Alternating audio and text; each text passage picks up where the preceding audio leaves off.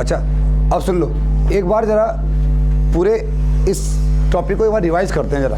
कौन सा वाला?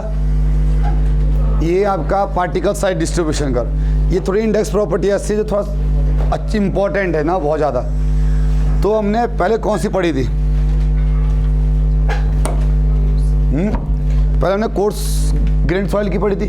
अच्छा, पहले मैं सिंपल ये बताओ कि अगर पार्टिकल का साइज 300 mm से बड़ा हुआ क्या बोलेंगे? बोल्डर बोलेंगे। 80 से लेके 300 कोबैल बोलेंगे। 4.75 से लेके 80 mm ग्रेवल बोलेंगे। 0.075 से लेके 4.75 सैंड बोलेंगे। 0.002 से लेके 0.075 सिल्ट बोलेंगे। और छोटा अगर हो जाए किससे?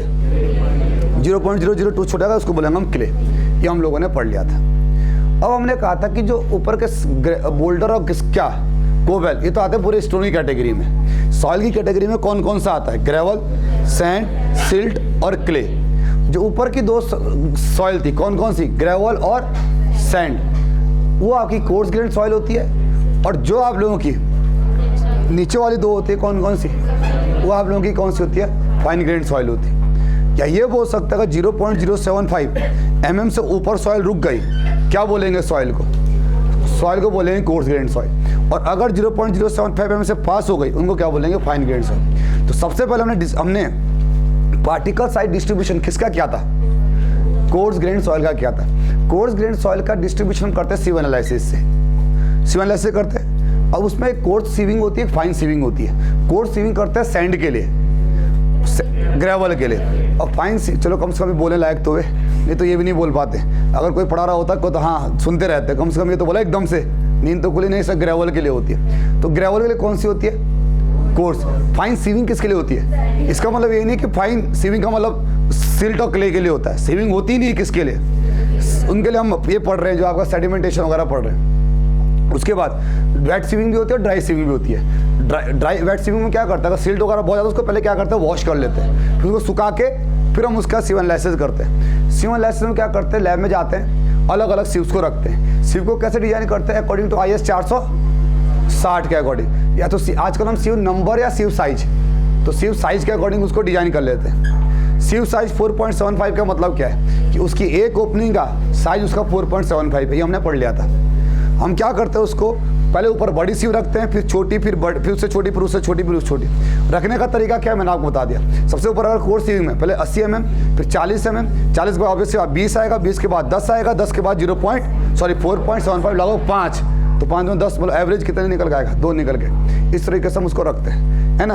पूरी आपको जो मैं यहाँ पर जो भी सब्जेक्ट पढ़ा रहा हूँ कि इमेज बन जानी चाहिए पूरी दिमाग में कि हाँ ऐसा पूरा हमने पढ़ रखा है। ठीक है, आपको बहुत कम मेहनत करने की जरूरत पड़ेगी मेरे साथ। अदरवाइज आप लोगों को और साथ पढ़ा तो सब देंगे, लेकिन आपको खुद से बहुत मेहनत करनी पड़ेगी। मेरे साथ ये फायदा थोड़ा मिल जाता है आप लोगों को कि मैं चाहता हूँ आप लोगों को कम एक्सरसाइज करनी पड़े, जितनी एक्सरसाइज करूँ मैं ही करूँ। ठीक है, तो उसके बाद हमने क्या पढ़ा था? आपका CO में लगा दिया था। फिर हम जाते हैं अपना सैंपल लेते हैं सॉइल का, और सॉइल के सैंपल को 10 मिनट मैनुअली या फिर मैकेनिकली उसको क्या करते हैं? वाइब्रेट करते हैं। वाइब्रेट करने के बाद हम क्या करते हैं? अलग अलग सीव पे जितना रुका था वो वेट हम नोट कर लेते हैं। फिर जब हमने वेट नोट किया उसके बाद हम देखते हैं कितना % रुका। फिर जब हमने बोल दिया इतना % रुका, फिर हम निकालते हैं क्यूमुलेटिव %। फिर क्यूमुलेटिव % निकालने के बाद क्या निकालते हम? आपका परसेंटेज फाइनल निकालते हैं। जैसे परसेंटेज फाइनल 90 का मतलब क्या था? कि परसेंट फाइनल 90 का मतलब क्या था? 90% पार्टिकल उस साइज से छोटे थे, या ये बोल सकते हैं उस साइज से क्या हुए? पास। हमने निकाल लिया। फिर हम उसी चीज़ को हम एक कर्व की फॉर्म में ड्रॉ करते हैं। उस कर्व को हमने क्या बोला था? उस कर्व को बोला था हमने पार्टिकल साइज डिस्ट्रीब्यूशन कर्व। अब पार्टिकल साइज डिस्ट्रीब्यूशन कर्व हमें बहुत चीज़ें बताता है। अगर कर्व बहुत रेंज बड़ा कर्व बना, क्या बताता है? Well graded. ऐसा बना यूनिफॉर्मली ग्रेड। कर्व छोटा बना पुअरली ग्रेड। पहले यूं बना, फिर आप लोगों का गैप दिख गया, गैप ग्रेड। सारा याद रखना है ये चीज़ के लिए। इस कर्व से हम 4 चीज़ें पढ़ते हैं। कौन कौन सी? D60, D30, D10 और D50। इन 4 के सिग्निफिकेंस ज़्यादा है। अब क्यों सिग्निफिकेंस ज़्यादा है? ऑब्जर्वेशन प्रैक्टिकली हमें पाया जाता है ऐसा, है ना। सिग्निफिकेंस बहुत ज़्यादा है। अब ध्यान सुनना। अब अगर मैं आपसे बात करूँ what is the meaning of D60? D60 मतलब D का मतलब साइज। वो कौन सा साइज है जिससे 60% पार्टिकल पास हो? ये था। कौन सा साइज एवरेज साइज कहलाता है? D50 एवरेज साइज होता है।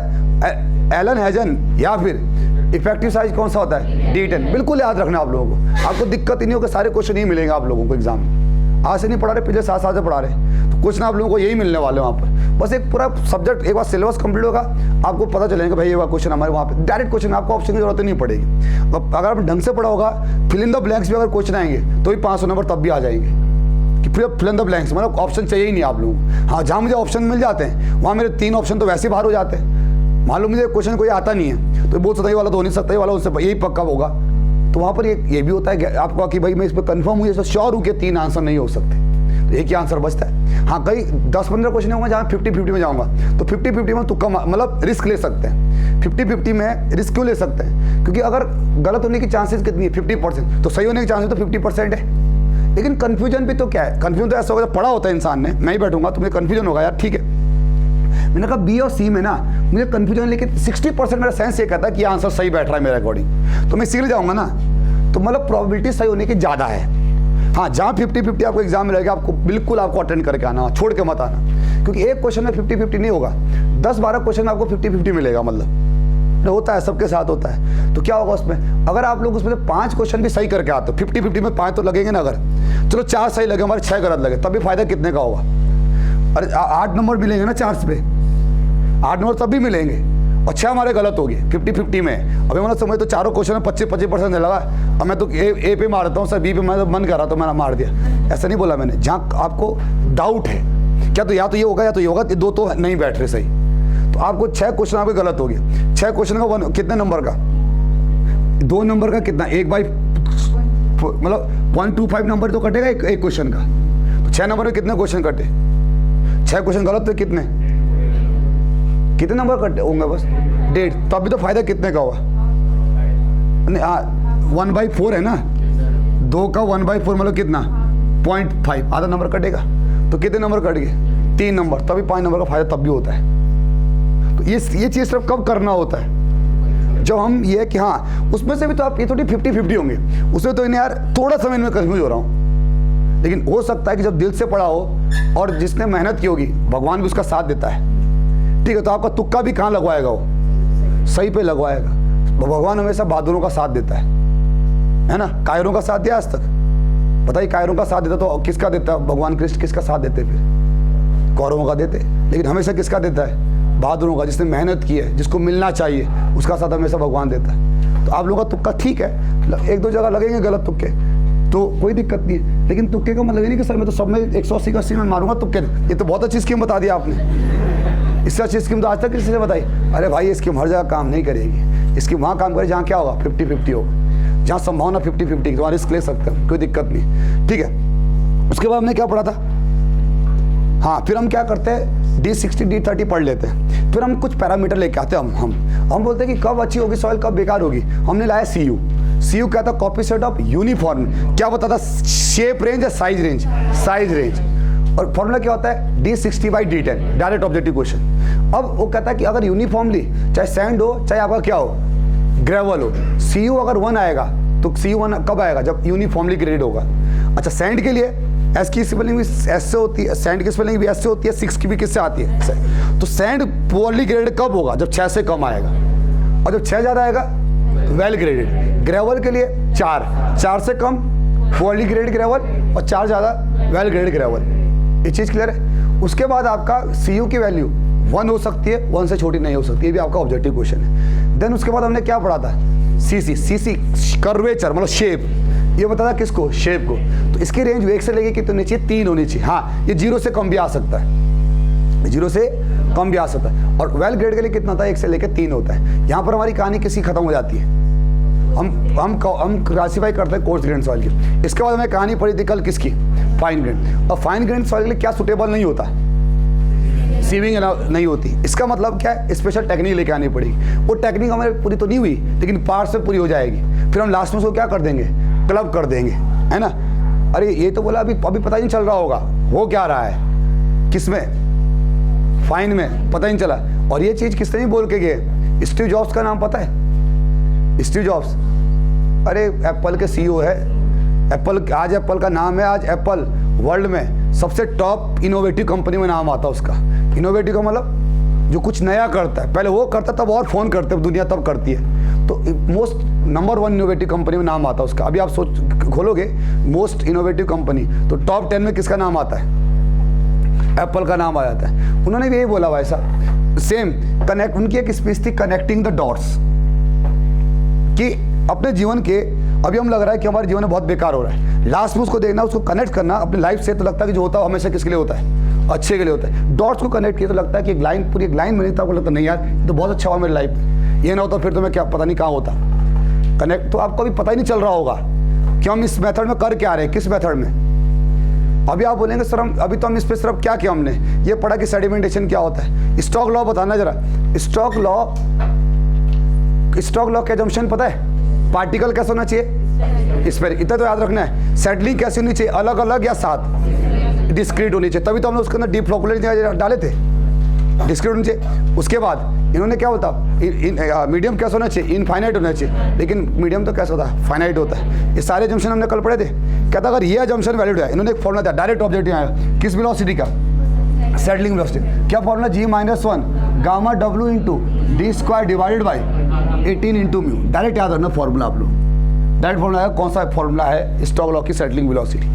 अच्छा, फिर यहाँ से क्वेश्चन आपसे मोस्ट इंपॉर्टेंट क्वेश्चन कि स्टॉक लॉ कब वैलिड नहीं होता है, अगर पार्टिकल का साइज 0.2 माइक्रोन से बड़ा हो जाए, या पार्टिकल का साइज 2.2 mm से बड़ा हो जाए, या फिर 0.2 माइक्रोन से, माइक्रोन का मतलब 0.0002 से छोटा हो जाए। ये आपका मोस्ट इंपॉर्टेंट एग्जाम का क्वेश्चन है फॉर स्टेट इंजीनियरिंग के लिए। अब स्टेट नहीं मतलब ए और जे दोनों के लिए हो जाता है। ये चीज़ के लिए ज़्यादा हो जाए तो क्या होता है, टर्बुलेंस हो जाता है, वो छोटे पार्टिकल को सेटल नहीं होने देता, और अगर छोटा हो जाए क्या हो जाता है, ब्राउनियन मूवमेंट हो जाता है, जिगजैग मोशन हो जाता है। ऑब्जेक्टिव क्वेश्चन है। फिर उसके बाद हमने क्या पढ़ा था, फिर अभी हमने पढ़ाई नहीं की, अभी करेंगे क्या हम, अभी हमने कहा कि तैयारी कर रहे हैं पहले। फिर हमने कहा था कि हम सेडिमेंटेशन कितने मेथड से करते हैं, दो, एक पिपेट, एक आप लोगों का हाइड्रोमीटर मेथड। पिपेट में आप लोगों का चाहे पिपेट मेथड हो चाहे हाइड्रोमीटर मेथड हो, तीनों में ही आपका काम करने का तरीका सेम होता है। पहले हम क्या करते हैं, पहले हम करते हैं प्री ट्रीटमेंट। प्री ट्रीटमेंट क्या करते हैं कि अगर आप लोगों के सॉइल के अंदर मान लो क्या है, कैल्शियम कंपाउंड्स है, कैल्शियम कंपाउंड है या फिर ऑर्गेनिक मैटर, उनको डिकम्पोज करवाते हैं। एग्जाम्पल उसके अंदर क्या डालते हैं, H2O2 या फिर HCl डालते हैं, सल्फर क्या डालते हैं, हाइड्रोक्लोरिक एसिड डालते हैं, इसको अंदर हमने डाल दिया।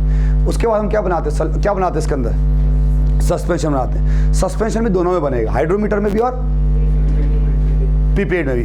हाइड्रोमीटर मेथड में क्या होता है, 12 से लेके कितना ग्राम, 30 ग्राम क्या लेते हैं, सॉइल लेते हैं, और उसका कितना सैंपल बनाते हैं, लास्ट में 500 ml हम सैंपल बनाते हैं, ठीक से 500 ml पिपेट में। हाइड्रोमीटर मेथड में दुगुना कर लेते हैं, 24 से 60 ग्राम, और कितना सैंपल बनाते हैं, 1000 बनाते हैं, इतना दोनों में। फिर उसके बाद होता है अगर कुछ बचा, कुछ अभी भी फ्लॉक्स है, उनको हम क्या करते हैं, डीप फ्लोकुलेटिंग एजेंट डालते हैं। इसका मतलब अभी तक तीनों में क्या था, सेम था।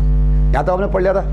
अब लिखा पिपेट मेथड। अच्छा, कहीं पर अगर समझ नहीं आएगा तो मैं ये बोल दूंगा, यहाँ पर अगर समझ नहीं भी आएगा तो भी आप लोगों का काम चल जाएगा। तो आपको लिखने वाला पेपर थोड़ी नहीं है आपका। अब लिखने वाला पेपर होता तो मैं तो बोलता फिर तो सब पढ़ना आप लोग। आपका पेपर कैसा है, ऑब्जेक्टिव है, तो ऑब्जेक्टिव में तो ये थोड़ी नहीं कि आपके नोट्स में इज कहाँ लिखा होता है, ये थोड़ी नहीं आएगा। आपको क्वेश्चन नहीं आएगा जब आप पढ़ रहे थे तो कौन कौन सी चीज़ें ज़्यादा इंपॉर्टेंट थी, वहीं से तो पूछेगा ऑब्जेक्टिव। नहीं भी आता बहुत सारी चीज़ें। तो ऑब्जेक्टिव पेपर की ये खासियत होती है, आपको पैनिक होने की जरूरत ही नहीं होती। आपको लिखना नहीं भी आता है तो भी काम चल जाता है। जबकि सब्जेक्टिव पेपर में बहुत ज़्यादा अच्छी राइटिंग स्किल्स होनी चाहिए कि आप कितना अच्छे से एक्सप्रेस कर पाते हो किसी भी चीज़ को, आप टेक्निकली कितना उसको बोल पाते हो। अभी टेक्निकल स्किल चाहिए, लिखने वाला पेपर में तो आपको बहुत सारा नॉलेज चाहिए। ऑब्जेक्टिव में अगर आप लोगों को पता है कि नहीं यार ये तो टॉप फालतू की चीज़ है, यहाँ से क्वेश्चन यहाँ यहीं से बनेगा अगर बनेगा, है ना, ठीक है। और ध्यान सुनना है। तो अब हमारा क्या होता है, अब फर्स्ट लिखिए कौन सा मेथड, पिपेट मेथड। मैं आज की क्लास पर पिछले लंबी नहीं लूँगा, क्योंकि अगर आज ही मैंने आपको कौन सी मेथड पढ़ा दिया, हाइड्रोमीटर, तो आप जिंदगी भर कभी इसके बाद ये टॉपिक कभी पढ़ोगे ही नहीं, क्योंकि आपको पढ़ने का मन ही नहीं करेगा। इसलिए मैं इसको किस पे पढ़ा रहा हूँ, ब्रेक करके। चलो 1.5 घंटा आज पढ़े, 1.5 घंटे कल के बाद ही क्लास में आपको कोई दिक्कत नहीं होगी, क्योंकि कल के बाद फिर सिंपल चलेगी कुछ टाइम तक क्लास। सिंपल मतलब उसके बाद आसान है थोड़ा, फिर थोड़ा सा एक चैप्टर आएगा बस आपको जिसमें समझने में दिक्कत होगी, वो है शेयर स्ट्रेंथ ऑफ सॉइल। इसके अलावा आपको पूरी सॉइल में कहीं भी दिक्कत नहीं होगी। एक ये वाला टॉपिक और एक शेयर स्ट्रेंथ ऑफ सॉइल। लेकिन विश्वास रखिए, मुझे अपने तरीके से पढ़ा देना, मैं आपको समझा ही दूंगा, लेकिन तरीका रहेगा मेरा समझाने का, क्योंकि आपके तरीके से चलूंगा सर एक ही दिन में पढ़ा दो, नहीं समझ पाता इंसान, ठीक है। एक दिन में कोई किसने पहाड़ नहीं तोड़ा, ठीक है। तो ध्यान सुनना, तो इसलिए मैं इसको थोड़ा सा ब्रेकअप करके पढ़ा रहा हूँ ताकि लास्ट में सबको क्लब कर पाए आराम से, तो खिचड़ी पक जाएगी आपके दिमाग में, ठीक है। तो आज बस आप लोग अगर ये भी सीख जाएंगे कि पिपेट मेथड कैसे क्या, तो भी काम हो जाएगा, ठीक है। और ध्यान सुनना, पिपेट क्या होता है, सबसे पहले पिपेट का वॉल्यूम कितना होता है 10 ml। तो लिखिए इसमें हम क्या करते हैं, एक पिपेट बनाइए, पिपेट पता है कल पिपेट क्या होता है, हाँ एक पिपेट बनाइए, इसका वॉल्यूम कितना था पिपेट का, हाँ 10 ml होता है, ठीक है। अब देखो इस भरोसे मत रहना कि सर ऑनलाइन में तो हम पढ़ ही रहे हैं। अब सुबह इन्वायरमेंट शुरू हुई, मुझे तो बहुत अच्छा लगा। अब इन्वायरमेंट ये लेक्चर वहाँ अपलोड आते हैं, भीड़ कम हो गई कोचिंग में। अब वो क्या कहते हैं, अब उठते हो आराम से, बोलते कि अपलोड तो हो ही जाते हैं, किस में, ऐप में, वहीं सुन लूँगा। वो कह रहा है कि सर मैं तो 2x स्पीड सुन लूँगा, आप जहाँ आप 2 घंटे पढ़ाते हो ये तो 1 ही घंटे में खत्म हो रहा लेक्चर। मैंने कहा बहुत बढ़िया है भाई, कोई दिक्कत नहीं। इरीगेशन में भी मेरी भीड़ कम हो गई। अरे भाई साहब, यहाँ रहने में और वहाँ रहने में फ़र्क है, ठीक है। यहाँ प्रॉपर नोट्स तो बन रहे हैं आप लोगों के, वहाँ आप लोग कैसे, वहाँ भी कैजुअलिटी दिखोगे आप लोग। ऑफलाइन और ऑनलाइन में फ़र्क ये होता है कि आप लोगों का वहाँ माहौल बनता है, यहाँ माहौल बनता है, वहाँ माहौल नहीं बनता है। और आदमी सिलेक्शन सिर्फ किस वजह से लेता है कि माहौल कैसा है, माहौल की वजह से सिलेक्शन होता है। पढ़ तो सब रहे हैं, घर में भी तो पढ़ रहे हैं। आप बताइए, हम ऑनलाइन का, हमारे पास 800 लोग हैं जो ऑनलाइन का सब्सक्रिप्शन ले बैठे, तो 800 लोग वो भी तो पढ़ रहे हैं, लेकिन माहौल तो आपको यही मिलेगा। घर में पता नहीं कोई गाड़ी चलाते हुए सुन रहा होगा लेक्चर, कोई खाना खाते हुए, ध्यान तो 10 जगह है, ठीक है, तो वो माहौल नहीं बनता। दिल्ली और देहरादून में ये फ़र्क है। मैं दिल्ली से बहुत अच्छा पढ़ा दूंगा आप लोगों को, जितनी दिल्ली में आपकी फैकल्टी मुझे दे दो, आप जितनी फीस आप कहाँ दे रहे हो, दिल्ली मैं जॉब छोड़ दूंगा और आप मुझे दे दो, वहाँ फीस 80,000 रुपये, तो 80,000 मतलब अगर मैं आपसे 80,000 लूँगा, एक ही साल में करोड़पति बन जाऊँगा मैं, नहीं बनूँगा। ऑब्वियस सी बात कि अगर 100 बच्चे बैठा तो 80 लाख निकल के आते, तो वहाँ पर आप लोगों को सिर्फ उससे अच्छा पढ़ा दूंगा मैं आपको, लेकिन बस मैं वहाँ जैसा क्या नहीं दे पाऊँगा, माहौल नहीं दे पाऊँगा। यहाँ पर जैसे आप लोग बैठते हो, आपके दोस्त का फ़ोन आता, भाई मैं तेरे कोचिंग के बाहर हूँ, ऐसे दिल्ली में नहीं आता। दिल्ली में आपका दोस्त पता नहीं कहाँ होगा, पता नहीं कहाँ होता है। यहाँ भी गर्लफ्रेंड का फ़ोन आएगा, चल रहे मसूरी चल रहा है घूमने, आप बोले जान तो पड़ेगा ही। तो यहाँ पर आपको जो माहौल बनाना भी चाहोगे वो भी सब खत्म हो जाएगा आपका माहौल। ऊपर से फिर गाँव से फ़ोन आएगा कि वो राशन का कट्टा बजाया आटा, फिर 3 उसके साथ जाएंगे आटा के कट्टे लेने। आप लोगों का यहाँ माहौल नहीं बन पाता, बात ये है बस। बाकी पढ़ाने में मैं उनसे अच्छा पढ़ा दूँ, आप लोगों को कोई दिक्कत ही नहीं है, लेकिन माहौल बनता है तो कम से कम वो माहौल तो कहाँ बनेगा ही नहीं। आप लोग का घर में बैठ के, अगर घर में बैठना भी तो प्रॉपर बैठिए, ठीक है। नोट्स बनेंगे यहाँ पर, प्रॉपर नोट्स बनाइए, कोई दिक्कत नहीं। आपको पता होगा ना सबसे ऊंचा कौन उड़ता है, चील या बाज। अब चील के बच्चों को मुर्गी के बच्चों का छोड़ दो, उड़ना भूल जाती है, वो फिर वो भी ऐसे फुदक के चलती है। वो बोलती मैं तो चील थी, अबे तू रहा किसके साथ पहले तो देख, यही तो होता है, ठीक है। हाँ, लेकिन बहुत सारे एक्सेप्शन ऐसे भी होते हैं, बहुत सारे होते हैं ऐसे कि चंदन की लकड़ी पे सांप चिपकने से चंदन जहरीला नहीं हो जाता, तो बहुत सारे वो भी है। लेकिन उसके लिए बहुत ज़्यादा क्या चाहिए आप लोगों को, डिटर्मिनेशन चाहिए कि नहीं भाई मैं तो अपना सिद्धांत है, इतने टाइम पढ़ना है, बाकी मस्ती भी करनी है, लेकिन वो आप लोगों के अंदर है नहीं। तो आप उसी कहानी सेट बैठती है कौन सी कि चील के बच्चों के साथ छोड़ दो, मुर्गों के साथ छोड़ दो, वैसे उड़ोगे, ठीक है। चंदन आप हो नहीं कि सर चाहे कितने भी सांप लिपट जाओ बगल में, मैं ही रहूँगा, वो आप लोगों का डिटर्मिनेशन होगा नहीं, ठीक है। चलिए अब ध्यान से, कितना होता है इसका 10 ml। अब क्या होता है इसमें, ध्यान से सुनना कि अगर हम इसको क्या करें, इसको पिचकाएंगे, इसके अंदर क्या क्रिएट होता है, वैक्यूम क्रिएट होता है, नेगेटिव प्रेशर फिर उसको क्या करता है, खींचता है ऊपर। जैसे आपका जो बेबीज होते हैं उनको क्या पिलाते हैं, उनको ड्रॉप पिलाते हैं, इनिशो पिलाते हैं, ठीक है। अब क्या होता है, ध्यान सुनना इस चीज़ को। इसमें हमने क्या किया, सबसे पहले क्या किया, सॉइल सस्पेंशन तैयार हो गया हमारा, जिसका हमारा पहले क्या भी हो चुका है, प्री ट्रीटमेंट भी हो चुका है और क्या पोस्ट ट्रीटमेंट भी हो चुका है, ठीक है। अब हम क्या करते हैं कि हम ध्यान सुनना, इसमें हम सॉइल सस्पेंशन लेते हैं। जार हमारा, इस जार के अंदर हमने क्या लिया, सॉइल सस्पेंशन। मुझे कोई बता सकता है कितना इस सॉइल सस्पेंशन का वॉल्यूम कितना है, सब बोलिए, ऑब्जेक्टिव क्वेश्चन है। इसके अंदर आपका सॉइल सस्पेंशन का वॉल्यूम कितना, सब बोलिए 500 ml है। तो इसके अंदर हमने 500 ml क्या लिया, सॉइल का सस्पेंशन लिया, घोल लिया, ठीक है। और हम क्या करते हैं, इसके अंदर एक फिक्स, अभी थोड़ी देर कुछ समझ नहीं आएगा तो पैनिक मत होइएगा, ठीक है, मैं अपने आप समझा दूंगा। अगर मैं आपसे इसमें हम क्या करते हैं, एक फिक्स सैंपलिंग डेप्थ रखते हैं 10 सेंटीमीटर। कितना, कहने का मतलब हम क्या करते हैं, अभी समझाता हूं मैं, फिर ऑब्जेक्टिव क्वेश्चन है सारे, इसमें फिक्स सैंपलिंग डेप्थ कितनी रखी, 10 सेंटीमीटर। और ध्यान सुनिए, कहने का मतलब क्या है कि इसमें हम क्या करते हैं, हाइड्रोमीटर को डुबाते हैं, सॉरी हाइड्रोमीटर कर रहा हूँ, इस पिपेट को क्या करते हैं, डुबाते हैं किसके अंदर, सॉइल सस्पेंशन अंदर। लेकिन यहाँ पर रीडिंग लिखी होती है, मतलब कितने तक डुबाना है, बस 10 सेंटीमीटर तक रीडिंग लिखी होती है, ठीक है।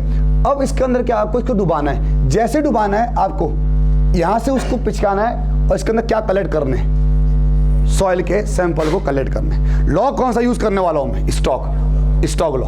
अब ध्यान सुनना, अब इसमें क्या करना, हम इसमें फिक्स से हर बार कितने सेंटीमीटर से इसका सैंपल लेते जाएंगे सस्पेंशन का, 10 सेंटीमीटर हर बार सैंपल लेंगे, कितने टाइम के बाद, वो मैं टाइम बताता हूँ आपको, ध्यान सुनना। अभी कुछ भी समझ नहीं आएगा तो कोई दिक्कत नहीं, ठीक है। टी बराबर कितने पे, एक हाफ मिनट के बाद 1 मिनट, 1 मिनट के बाद क्या 2 मिनट, 2 मिनट के बाद 4 के बाद 10 मिनट, चलो 5 मिनट, 5 के बाद 10 के बाद 15 मिनट के बाद 30 मिनट के बाद आप लोग लगभग कितने घंटे बाद, 1 आवर के बाद कितने आवर बाद, 2 आवर। अब ये कोई फिक्स नहीं, आप इस तरह से लेंगे, ठीक है। पहले कितने मिनट के बाद लेंगे, जैसा आपने सॉइल सस्पेंशन बनाया कितने मिनट के बाद, आधे मिनट 30 सेकंड के बाद, उसके बाद फिर कितने मिनट बाद, 1, फिर 2, फिर 4, फिर 5 मिनट बाद, उसके बाद 10, उसके बाद 15 के बाद 30 मिनट, आप इस तरह से लेते जाएंगे, ठीक है। अब ये कुछ नहीं है, ऐसा कुछ नहीं कि आप कितने मिनट बाद ले सकते हो, उससे कोई फर्क नहीं पड़ता, बट ठीक है आपने ऐसे किया। अभी याद मत करना, ठीक है, याद करने मत बढ़ जाना, ठीक है, याद नहीं करना, ये जो बोलूंगा उसी को याद करना, याद नहीं करना है, ये इंपॉर्टेंट नहीं है। ये तब इंपॉर्टेंट है अगर आप लोग किस पेपर में बैठते हो, या आप सेमेस्टर पेपर में बैठ रहे हो, या फिर आप लोग SSC JEE का पेपर 2 में बैठ रहे हो, या कहीं लिखने वाला पेपर है, तब आपको याद करना है। तो जो बोलूंगा वो डाटा याद नहीं करना फालतू का। अब आपको क्या करना है, ध्यान सुनना है कि इसके अंदर आपको पहले क्या करना है, जाना है और इसके अंदर आपको इसको डुबाना है, किसको, पिपेट को डुबाना। कितने सेंटीमीटर पर, हर बार 10 सेंटीमीटर, याद रखना है। जैसे मैं डुबाऊंगा कितने मिनट बाद, या पहले में आधे मिनट बाद इसको पिचकाया, इससे क्या निकाल दिया बाहर, सॉइल निकाल दिया, सस्पेंशन निकाल दिया। अब ध्यान सुनना क्या, हाँ स्टॉक ये कहता है कि भाई साहब कि हर जगह हर पार्टिकल की कंसंट्रेशन सेम होती है। कहने का मतलब यह है कि अगर इस लेवल पर आपके कितने mm के पार्टिकल है, 1 mm, 2 mm, 3 mm, 4 mm और कौन से 5 mm, तो कह रहा है हर जगह 1 mm पार्टिकल, 2 mm पार्टिकल हर जगह प्रेजेंट रहेंगे। ये क्या कहता है, लेकिन ऐसा होता होगा क्या, ऐसा कह रहा है कि हर जगह पार्टिकल की कंसंट्रेशन क्या रहेगी, सेम। अब ध्यान सुना, पहले मैंने इसको पूरा शेक किया, शेक करने बाद कितने मिनट बाद गया, मैं 8 मिनट के बाद गया, सॉरी आधे मिनट के बाद गया। आधे मिनट के बाद मैंने यहाँ से क्या उठाया, सॉइल सस्पेंशन। तो मुझे आप बता सकते हैं कि इस आधे मिनट के बाद कि जो आपके 10 सेंटीमीटर से ऊपर पार्टिकल थे, उन्होंने कुछ डिस्टेंस ट्रेवल किया होगा नीचे आने में, और नीचे आ गए होंगे ना, राय ना बोली। तो जब ये नीचे आए होंगे तो आप मुझे बता सकते हैं कि जब इसके अंदर पार्टिकल को पकड़ूंगा, और यहाँ से मैंने इस पार्टिकल को पकड़े, अरे नीचे आने की कोशिश करेंगे ना, चलिए सब नीचे आ गए, मतलब कितने मिनट बाद आए, मान लो नीचे आ गया आपके कितने मिनट बाद, आधे मिनट बाद कोई पार्टिकल नीचे आए। तो मुझे आप बता सकते हैं कि यहाँ पर मैंने जो पिपेट के अंदर, इसके अंदर जो क्या आया, सॉइल का क्या आया, सस्पेंशन आया, इसके अंदर सस्पेंशन आया इस 10 ml के अंदर। मुझे आप ये बता सकते हैं कि इसके अंदर कितने टाइम बाद, टी टाइम बाद। तो हमने क्या किया, टी टाइम, टी कितना दो, आधा। क्या मुझे बता सकते, टी बराबर T1, कोई टाइम कितना था, टी बराबर T1 मतलब आधा मिनट। कितने सैंपलिंग डेप्थ से, मुझे बता सकता है कि जब इसके अंदर जो पार्टिकल आया होगा वो मैक्सिमम बड़ा पार्टिकल आया, मतलब मैक्सिमम पार्टिकल आया होगा या छोटा पार्टिकल आया होगा, छोटा, अरे मैक्सिमम, अरे बड़ा पार्टिकल पहले नीचे आएगा ना, और आया ना बोलिए। तो मैंने क्या किया, इसमें से मान लो मेरे पकड़ में कौन से पार्टिकल आ गए, इसके अंदर सबसे बड़ा पार्टिकल कौन सा है, मान लो इसके अंदर बहुत सारे पार्टिकल आए, तो सबसे बड़ा पार्टिकल कौन सा है इसके अंदर, 5 mm पार्टिकल आया इसके अंदर। कहने का मतलब 5 mm पार्टिकल ने कितना mm का डिस्टेंस ट्रेवल कर लिया, 10 का डिस्टेंस ट्रेवल कर दिया। उसके बाद मैं फिर कितने बाद जाऊंगा, 1 मिनट के बाद जाऊंगा। इस बार आप लोगों का 5 mm का पार्टिकल तो नीचे चला गया। इस बार जो मैं इसमें पकड़ूंगा तो इस बार इससे छोटा पार्टिकल पकड़ में आ जाएगा। तो इस बार अगला पार्टिकल, इसका मतलब क्या है कि इसके अंदर कोई maximum size of particle D आ जाएगा। पहले मान लो D1 आया, D1 मान लो कितना था, 5, मतलब बहुत सारे पार्टिकल ना इसमें, एक ही थोड़ी नहीं। तो अब इसके अंदर कौन से आ गए, 4। फिर मैं फिर गया, फिर कितने के वाले पकड़ में आ गए, 3। धीरे धीरे लास्ट में कौन है पकड़ में आएंगे, जो सबसे छोटे पार्टिकल होंगे, और वही तो आएंगे नीचे। जैसे नीचे आए, मैं इनको क्या करूंगा, मैंने कहा कोई बात नहीं, मैं अभी 1 घंटे बाद करता हूँ। फिर 1 घंटे बाद मैंने फिर से क्या लिया, सॉइल का सस्पेंशन लिया। अब ये सर जब सॉइल सस्पेंशन हो गए तो ये तो कम होता जाएगा। हाँ, फिर नीचे भी तो आते, अगर आप लोगों का यहाँ से 1 mm कम हो तो 1 mm नीचे भी तो आएंगे। अरे सैम्पलिंग डेप्थ फिक्स क्या कितनी रख दी है? 10। अब ध्यान से फिर मैंने फिर उठाया, कितने घंटे बाद आया? फॉर एग्जाम्पल में 1 घंटे बाद। तो 1 घंटे बाद भी क्या 5 mm का पार्टिकल तो सेटल हो गया होगा ना। अब मान लो कौन सा पार्टिकल पकड़ में आ गया हमारे 1 mm वाले। इसका मतलब क्या है कि मैं अलग अलग टाइम पर क्या ले रहा हूँ, अलग अलग टाइम पे क्या ले रहा हूँ, मैं अलग अलग सैंपल, अलग अलग क्या ले रहा हूँ, सैंपल ले रहा हूँ। सैंपलिंग डेप्थ क्या है? सेम। अब ध्यान से क्या पहले एक ही समझा, अगर बहुत दिक्कत होती है समझने में तो एक काम करो, हटाइए पहले मैं आधे मिनट में गया। अब मान लो कि इसके अंदर जो पार्टिकल आया, कितने एम का पार्टिकल आया? मैक्सिमम वाला 5 mm का पार्टिकल आया। अब मुझे नहीं पता एम कितने का है, वही तो निकालना मुझे कि एक क्या बोलते हैं आधे मिनट के अंदर कौन सा पार्टिकल इसके अंदर आया होगा, वही निकालना है अभी फिलहाल। तो हमने कहा एक काम करते हैं, आपको मुझे आप बता सकते हो व्हाट इज वेलोसिटी बराबर डिस्टेंस डिवाइड बाय टाइम।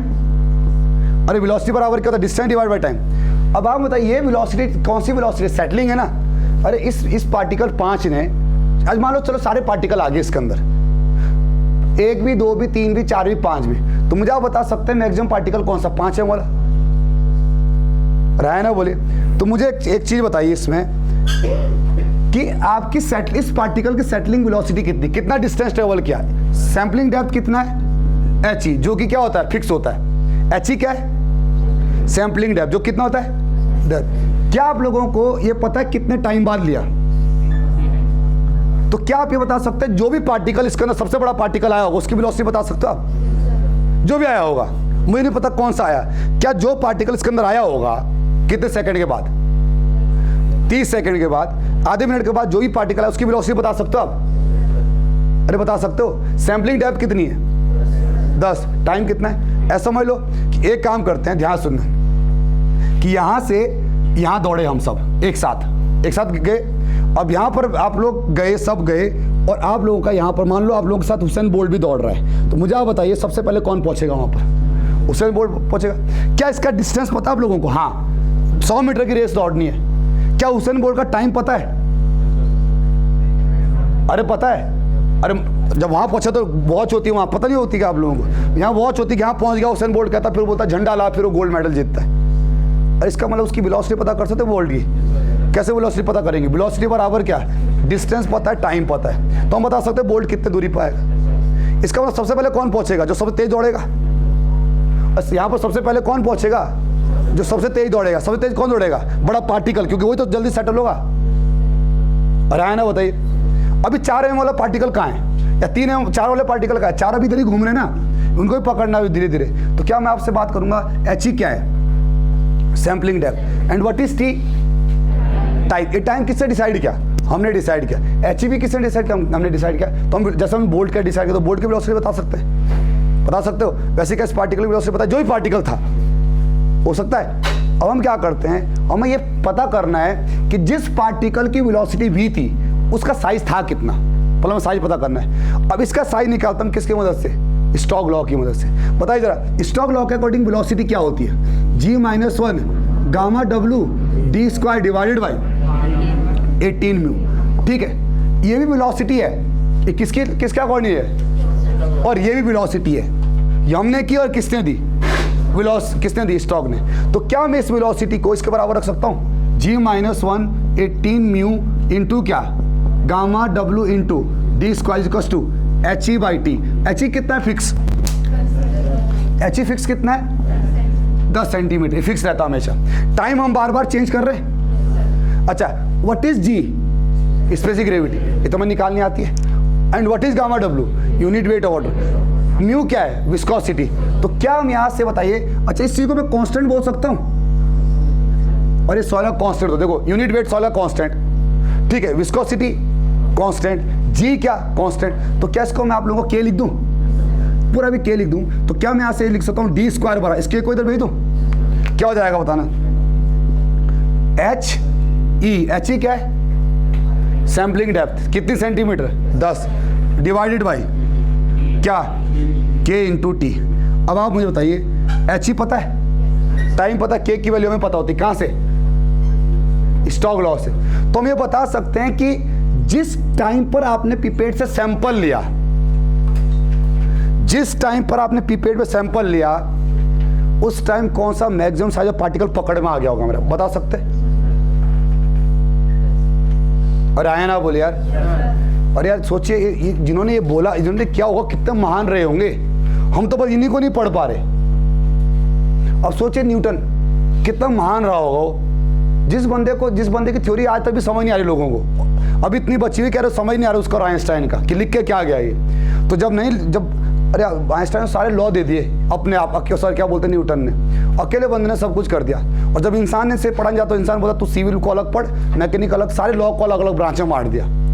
तो कितना महान रहा होगा। दिमाग सोचे जब क्या था ही नहीं, कंप्यूटर नहीं था, जब कैलकुलेशन भी किससे करनी पड़ती थी, हाथों से। आज तो काम आज के टाइम पर अगर न्यूटन और आइंस्टाइन होते तो सोचिए आज के टाइम पर, टेक्नोलॉजी के टाइम पर अगर कौन होता, आइंस्टाइन और न्यूटन होते, जहाँ उसको कैलकुलेशन वगैरह सब किससे मिल जाती है, कंप्यूटर में मिल जाती है। तो सोचिए आज कहाँ होता, मतलब क्या कर रहे होते वो लोग, कितना भयंकर इनोवेशन कर देते हैं आज के टाइम पर। एक और उनसे महान स्टीफन हॉकिंग, उनकी भाई साहब कुछ नहीं, मुंह कुछ नहीं बोलता, बस एक उंगली चलती है उनकी, और ब्लैक होल की थ्योरी दे दी।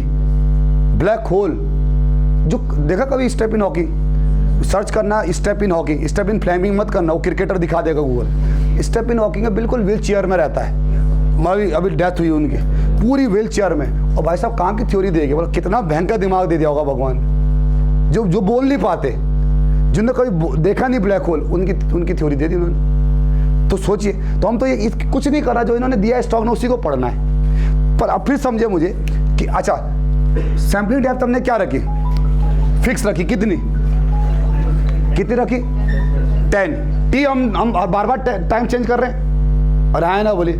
अब यहाँ पर क्या हमें बता सकते हैं कि इस टाइम पर कौन सा साइज वाला, कौन सा साइज, अच्छा साइज मैक्सिमम होगा मिनिमम होगा, ये मैक्सिमम होगा ना, कि कौन सा मैक्सिमम साइज पे पकड़ में आ गया होगा। फॉर एग्जाम्पल मैं आपको उदाहरण दे रहा हूँ, फॉर एग्जाम्पल कि आप लोगों ने, पहला उदाहरण दे रहा हूँ बस, कि आप लोगों ने सबसे पहले t बराबर कितने पर, t1 पर, मतलब कितने मिनट बाद, आधे घंटे। क्या आप ये बता सकते हो कि आपके पिपेट में मैक्सिमम साइज ऑफ पार्टिकल कितना रहा होगा, बता सकते हैं? कैसे, किस लॉ से? Stock loss. क्या मान लो डी आया आपका 5 mm, एग्जाम्पल है बस, उदाहरण है। और में से 5 mm तो पार्टिकल नहीं होता, तो फिर तो कोर्स ग्रेन सॉइल हो जाएगी। अरे उदाहरण है बस, ठीक है। मान लो क्या जाएगा आपका, क्या आपको भी पता जाएगा डी कौन सा मैक्सिमम साइज पार्टिकल कितना होगा इसके अंदर, और आया ना बोलिए क्या होगा, 5 mm। फिर हम क्या करेंगे, फिर जो आपका सैंपल आया किसके अंदर, पिपेट के अंदर, इसको हम इकट्ठा करेंगे, फेंकना नहीं है, इसको हम इकट्ठा करेंगे और एक कंटेनर में रख के इसका वाटर कंटेंट निकाल लेंगे, या हम ये बोलेंगे इसका ड्राई मास निकाल लेंगे। ड्राई मतलब सॉलिड का मास। पता चलो सॉलिड का मास कैसे निकलेंगे, अरे ओवन ड्राई में ले जाइए, ओवन ड्राइंग मेथड बताया था, W1 W2 W3 बताया था। हम इसका किसका मास निकाल लेंगे, मास ऑफ ड्राई सॉइल निकाल लेंगे, किसके अंदर सॉलिड आए कितने। तो मुझे क्या पता चल गया, मुझे बताना, मुझे मेरा सॉलिड पता चल गया और ये पता चल गया उसके अंदर मैक्सिमम साइज कितना था, और आया ना बोलिए, समझ आया। अब फिर हम क्या करेंगे, फिर हम t बराबर कितने पे जाएंगे, T2 पे जाएंगे, और इस बार मान लो d कितना आएगा, अब d कितना आएगा मान लो, तो 5 वाले ने तो यहाँ तो डिस्टेंस ट्रेवल कर लिया। अब मान लो कितना का, मान लो 4 mm का आ गया, तो अगर कैसे पता चला 4 mm का आया, ऐसे मैं देख पिपेट थोड़ी नहीं बोलेगा आ गया 4 mm, कौन बोलेगा। सैम्पलिंग डेप्थ कितनी है 10, के कांस्टेंट, टाइम चेंज कर दिया, तो टाइम जब बढ़ेगा तो डी कम आएगा ना, ऑब्वियस सी बात है, वो छोटा पार्टिकल पकड़ में आ जाएगा। मान लो कितना आ गया इस बार 4 mm। फिर हमें उसको फिर क्या करना है, जाना है ओवन में, उसका मास निकालना ड्राई सॉइल का, समझ आ गया, मास ऑफ क्या, ड्राई सॉइल। इस बार अब कितना आएगा वो चेक कर लेंगे। फिर हम कितने मिनट बाद जाएंगे, फिर हम जाएंगे कितने मिनट बाद, 1 मिनट बाद। फिर पकड़ेंगे, सैंपलिंग डेप्थ क्या रखेंगे, सेम रखेंगे, कितना, ऑब्जेक्टिव क्वेश्चन है 10 सेंटीमीटर, याद रखना कम से कम। ये नहीं आता कैसे करते क्या करते हैं, कम से कम तो पता होना चाहिए कि स्टॉक लॉ क्या था, ये तो पता होना चाहिए स्टॉक लॉ क्या था, या सैंपलिंग डेप्थ कितनी थी, ये तो पता करना पड़ेगा ना। कैसे करते, मैं तो बोला नहीं भी समझ आता तो भी हमारा काम हो जाता है, यहाँ लिखने वाला पेपर है ही नहीं। तो अब क्या करेंगे हम कितने मिनट बाद, t बराबर कितना, T3, वो टाइम कितना भी हो सकता है, आप जितना मर्जी। अब इस बार पार्टिकल का साइज क्या 4 mm वाला पकड़ो, नहीं, टाइम बढ़ गया, तो अब छोटा पार्टिकल इसके अंदर पकड़ मतलब और छोटा पार्टिकल का साइज इसमें आ जाएगा। तो मान लो इस बार कितना, एग्जाम्पल उदाहरण ये 3 mm, तो क्या आप इसका ड्राई सॉइल का मास निकाल लेंगे? और आया ना, बोलिए। अब उसके बाद हम क्या करेंगे? T बराबर कितने पर? T4, फिर जाएंगे, इस बार फिर D निकल के आ जाएगा नया, तो इसको मैं D1 बोल देता हूँ, इसको D2 बोलता हूँ, D3 बोलता हूँ, इसको क्या बोलता हूँ? D4। तो क्या आप यहाँ से मान लो इसके बाद कितना mm का पार्टिकल आया? 4। ऐसे आप लोगों को प्रैक्टिकल करते रहना, ठीक है। कब तक करना है? कम से कम 2 घंटे तक आप लोगों को इसके अंदर सैंपल लेते रहने। ले लिया, हो सकता है आप इसको 24 घंटे बाद तक भी ले सकते हो, कोई दिक्कत नहीं, कोई मना नहीं कर रहा आप लोगों को। तो आप लोगों को 24 घंटे तक प्रैक्टिकल परफॉर्म करिए, 24 घंटे बाद फिर में लेते रहिए, कोई दिक्कत नहीं। तो आप लोग क्या बता सकते हैं कि किस टाइम पर मेरे पीपेट के अंदर कितना क्या आ गया, कितना पार्टिकल का साइज, कितना मैक्सिमम पार्टिकल इसके अंदर आ गया होगा, मैक्सिमम साइज ऑफ पार्टिकल। और जो सबसे दौड़ेगा वही तो पहुंचेगा सबसे पहले, उसके बाद कौन पहुंचेगा, उसके बाद कोई दूसरा पहुंचेगा, उसके बाद तीसरा, जगह यहीं रखनी है ना। और है ना, बोलिए। यही मोटो था मेरा, यहीं तक मुझे पहुंचना है। सर अब इससे क्या हुआ? इससे हम पहुंच गए जहां पर हमें पहुंचना था। इसी को समझिए, क्या क्या निकाल दिया हमने क्या क्या निकाल दिया? हमने एक तो क्या निकाल दिया? हमने एक तो साइज ऑफ पार्टिकल निकाल दिया, है ना। साइज ऑफ पार्टिकल निकाल दिया, कौन कौन साइज पार्टिकल प्रेजेंट थे निकाला। और यही एम किसका होता है? यही तो एम होता है पार्टिकल साइज डिस्ट्रीब्यूशन का। अरे पार्टिकल साइज डिस्ट्रीब्यूशन का एम क्या है? यही तो पता करना है कि कौन कौन से साइज के पार्टिकल प्रेजेंट है,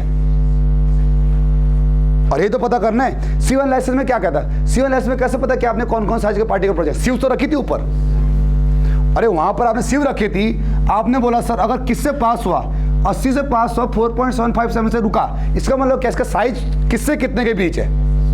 80 से पास हुआ और 4.75 रुका, का मतलब क्या है? किसका साइज किसके किसके बीच है?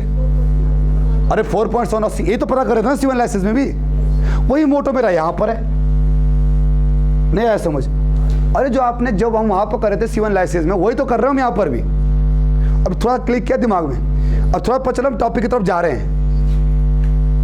अरे भाई थोड़ा थोड़ा समझना है, ब्रेक ब्रेक करके समझना, नहीं समझना एक ही दिन में समझ आओगे तो माइग्रेन हो जाएगा आप लोगों को, और फिर उसके लिए माइग्रेन का कोई इलाज नहीं है, पता आप लोगों को, फिर दवाई खाते रहो जिंदगी भर।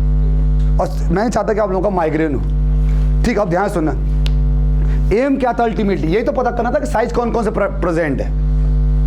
और आया ना, बोल यार, यही तो पता करना था कि साइज क्या प्रेजेंट है। और यही मोटो था मेरा किसका? C1 एनालिसिस का। और यही मोटो है मेरा सेडिमेंटेशन, इसमें सेडिमेंटेशन कर रहे हैं ना, सेटल करवा रहे हैं पार्टिकल। यही मोटो मेरा किसका है? सेडिमेंटेशन का। तो पिपेट मेथड से मैंने बता दिया कि मेरे सॉइल के अंदर कौन कौन से साइज के पार्टिकल प्रेजेंट है। आया ना, बोलिए। यहाँ तक लिख ले पहले, फिर इसकी कहानी इसके बाद थोड़ी और करेंगे। और हमें क्या निकालना है? परसेंटेज फाइनल निकालना है। तो परसेंटेज फाइनल कैसे निकाल दो भी नहीं, यहाँ बस यहाँ तक की कहानी समझ आ गया? सबको क्लियर है भाई? और अगर यहाँ नहीं समझ आई, कहीं नहीं आएगा समझ, ठीक है। इतना टाइम किसी के पास नहीं कि एक चीज़ को 10 बार बोल दे, ठीक है। तो यहाँ पर मैं आप लोगों को ये कि ठीक है, जब आए हो और इस बार इस तरह से आए हो कि सर सिलेक्शन चाहिए बस, इस बार तो ऐसे भी नहीं आया कि चलो सर तैयारी कर रहे हैं बस, पूछ रहा किस चीज़ की? सर अभी कोई कंफर्म नहीं है। इस बार तो आप लोग इसीलिए आए हो ना कि सर तैयारी इस बार UKPSC की कर रहे हैं। इसका मतलब जब तक समझ नहीं आया तब तक आप मुझसे पूछते रहना, कोई दिक्कत नहीं है। ज़्यादा 1 घंटा, आधा 15 मिनट ज़्यादा ही तो पढ़ाऊँगा, लेकिन आप लोगों को समझा के भेज दूंगा यहाँ से। अब सुन लो, अब होते कुछ ऐसे स्टूडेंट जिसको अभी भी दिमाग में नहीं बैठता है।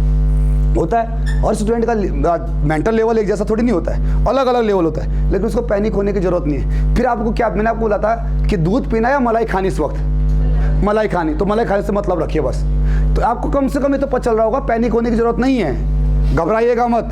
कम से कम ये तो रख सकते हो कि सर देखो, ये तो पता चला होगा कि सर जब हम सर पढ़ा रहे थे इतनी बकवास कर रहे थे, और वहाँ पे पता चला होगा कि आप लोगों ने जब कौन सा मेथड किया, सेडिमेंटेशन किया, तो सेडिमेंटेशन किसके लिए एप्लीकेबल है? फाइन या कोर्स? फाइन के लिए एप्लीकेबल है। अच्छी सेडिमेंटेशन कोर्स के लिए एप्लीकेबल क्यों नहीं है? अरे भाई साहब इतना वेट थोड़ी करो तो सीधा चले जाएंगे नीचे, एक से चले जाएंगे ना नीचे, तो वो क्या होगा? कोर्स होगी, ग्रेविटी का नहीं चाहेंगे, पकड़ोगे, बाद में कुछ आएगा नहीं, बाद में कुछ आता नहीं, क्योंकि सारे क्या करेंगे? सेटल कर जाएंगे। तो सूटेबल नहीं किसके लिए? कोर्स से सूटेबल नहीं। फिर आपसे पूछेगा कि बता पिपेट मेथड में कितने सैंपलिंग से वाटर जाता? कम से कम ये तो कर लोगे, कितने सैंपलिंग से जाता है? 10 सेंटीमीटर। कितना वॉल्यूम था उसका, वो पिपेट का 10 ml वॉल्यूम था। कितना सस्पेंशन तैयार किया था? 500 ml तैयार किया था। तो इतना भी याद रखेंगे तो भी भला हो जाएगा आप लोगों का। तो पैनिक होने की जरूरत ही नहीं कि सर ये क्या था। हाँ, स्टॉक लॉ के बारे में पता है, स्टॉक लॉ कब वैलिड है, कब वैलिड, इतना याद रखना आप लोगों को। इतना ही आता था हमें भी जब हमने सिलेक्शन लिया, इससे ज़्यादा हमें भी नहीं आता था। ये चीज़ क्लियर है?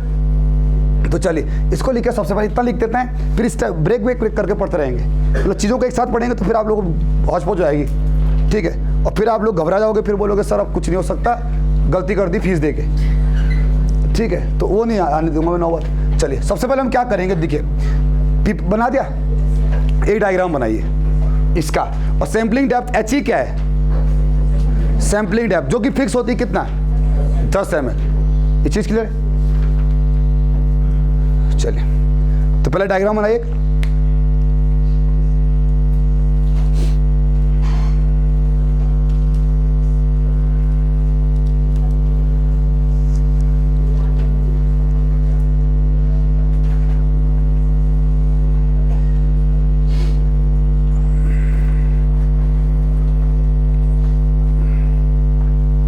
लिखिए, लिखो तो इसके बारे में। अगर मेरी भाषा में दिक्कत हो तो अपने भाषा में लिखना, ठीक है, देसी भाषा में नोट्स बनाने। बहुत ज़्यादा टिपिकल भाषा में हमें नोट्स नहीं चाहिए, वैसे जैसे हमें समझ आती है, जो भाषा में समझ आती है, ठीक है।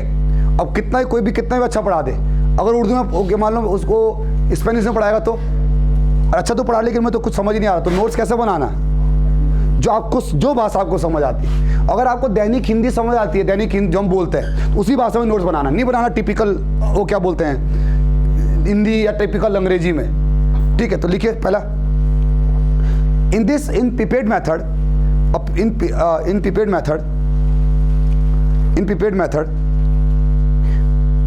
मेथड इससे पहले क्या बन चुका हमारा, सस्पेंशन से वहां तक कहानी तो कॉमन थी ना, किसके लिए, तो इसलिए मैं अलग अलग नहीं लिखवा सकता, नहीं तो फिर टाइम बहुत ज़्यादा लग जाता। क्या लिखूं फिर से यहाँ पर कि पहले हम प्री ट्रीटमेंट करेंगे, फिर लिखवा तो रखा था हमने वहाँ पे पहले कि दोनों के लिए प्री ट्रीटमेंट होता है, दोनों के लिए आपका सस्पेंशन बनता है, और दोनों के लिए क्या करते हैं। तो लिखिए, in pipette method 500 ml soil suspension, 500 ml soil suspension is kept in a jar. किसके अंदर रखा जाता है, जार के अंदर रखा जाता है। जार के अंदर रख दिया, अरे 500 ml कितना सॉइल लेते इसका, ब्रैकेट में तो कितना ग्राम सॉइल लेती, 12 से 30 ग्राम सॉइल होती है इसके अंदर, 12 से लेके 30 ग्राम फिक्स, 12 से लेके 30 ग्राम कर दिया। अब क्या करें, अब सैंपल लेते जाएंगे, सैंपल लेते जाएंगे किसका, सस्पेंशन का, अभी सस्पेंशन का सैंपल लिया। देखिए कलेक्ट, इकट्ठा करना है, collect soil suspension from the jar with the help of, किसके सहायता से, पिपेट के, with the help of pipette. Value bracket में इसका वॉल्यूम कितना होता है, इस पिपेट का वॉल्यूम 10 ml, ब्रैकेट ना वॉल्यूम कितना होता है इसका 10 ml। एट कहां से ले, सैंपल कहां से इकट्ठा करना है, हाँ क्या बोलते हैं इसको, क्या बोला मैंने टेक्निकली, सैंपलिंग डेप्थ। जैसा आप सैंपल क्या लिखा, eight fix sampling depth, fix sampling depth HE sampling depth क्या रखा, HE रखा, फिक्स है। ब्रैकेट में कितना सेंटीमीटर, ऑब्जेक्टिवली इंपॉर्टेंट है, 10 सेंटीमीटर ही वॉल्यूम है, और 10 सेंटीमीटर से ही क्या लेना है आपको, सैंपलिंग डेप्थ को इकट्ठा करना है। यहाँ तक बात क्लियर है। एट डिफरेंट टाइम इंटरवल, अलग अलग टाइम पर आपको क्या करना है, एक ही टाइम पर कितने, at different time interval. For example जैसे लिखिए हाफ मिनट, पहले हाफ मिनट, सेकंड 1 मिनट, लिखो एंड उसके बाद 2 घंटा, 2 घंटे के बाद 4 घंटे, 4 घंटे के बाद 8 घंटे, 8 घंटे के बाद 12 घंटे, 12 घंटे के बाद 24 घंटे। तो अब याद मत करना, जो याद करने डाटा वो मैंने आपको बता दिया, ठीक है। कितने के बाद, आधा मिनट, 1, और याद करना वैसे जब पढ़ा तो 2 के बाद 4 मिनट, 4 के बाद 4, 5, 10, 15, 30 मिनट, 1 घंटा, 2 घंटा, 4 घंटा, 4 घंटे के बाद कितना, 8 घंटा, 8 घंटे के बाद 12 घंटे, 12 घंटे के बाद 24 घंटे। 2 दिन तक सैंपल इकट्ठे करते जाइए, ठीक है।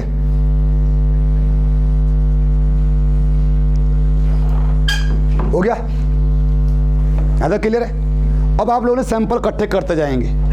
अब आप लोगों ने फॉर एग्जाम्पल माना आपने पहला सैंपल कितने मिनट बाद लिया, टी बराबर, अच्छा लिखो लिखो, एक काम करो, तो लिखे, मान लो फर्स्ट लेट क्या, लेट आफ्टर टी बराबर कितने पर, T1, वो T1 कुछ भी हो सकता है, टी बराबर T1 पर, टी बराबर T1, the size of particle, the maximum size, maximum लिखना, the maximum size of particle, travel distance, कितना distance, travel distance 10 centimetre is equal to कितना, मान लो साइज कितना है उसका, D1। अब कैसे पता चला आपको कि उसका साइज D1 है, आपको कैसे पता चला साइज D1 है, और स्टोक्स लॉ D1, तो मुझे बता सकते हो उसकी वेलोसिटी कितनी होगी, जो साइज D1 था उसकी वेलोसिटी बता सकते हैं। पहले लॉ ऑफ फिजिक्स लगाइए, और यार डिस्टेंस अपॉन टाइम, तो वेलोसिटी, तो लिखिए then the velocity of particle D1 after कितने टाइम बाद,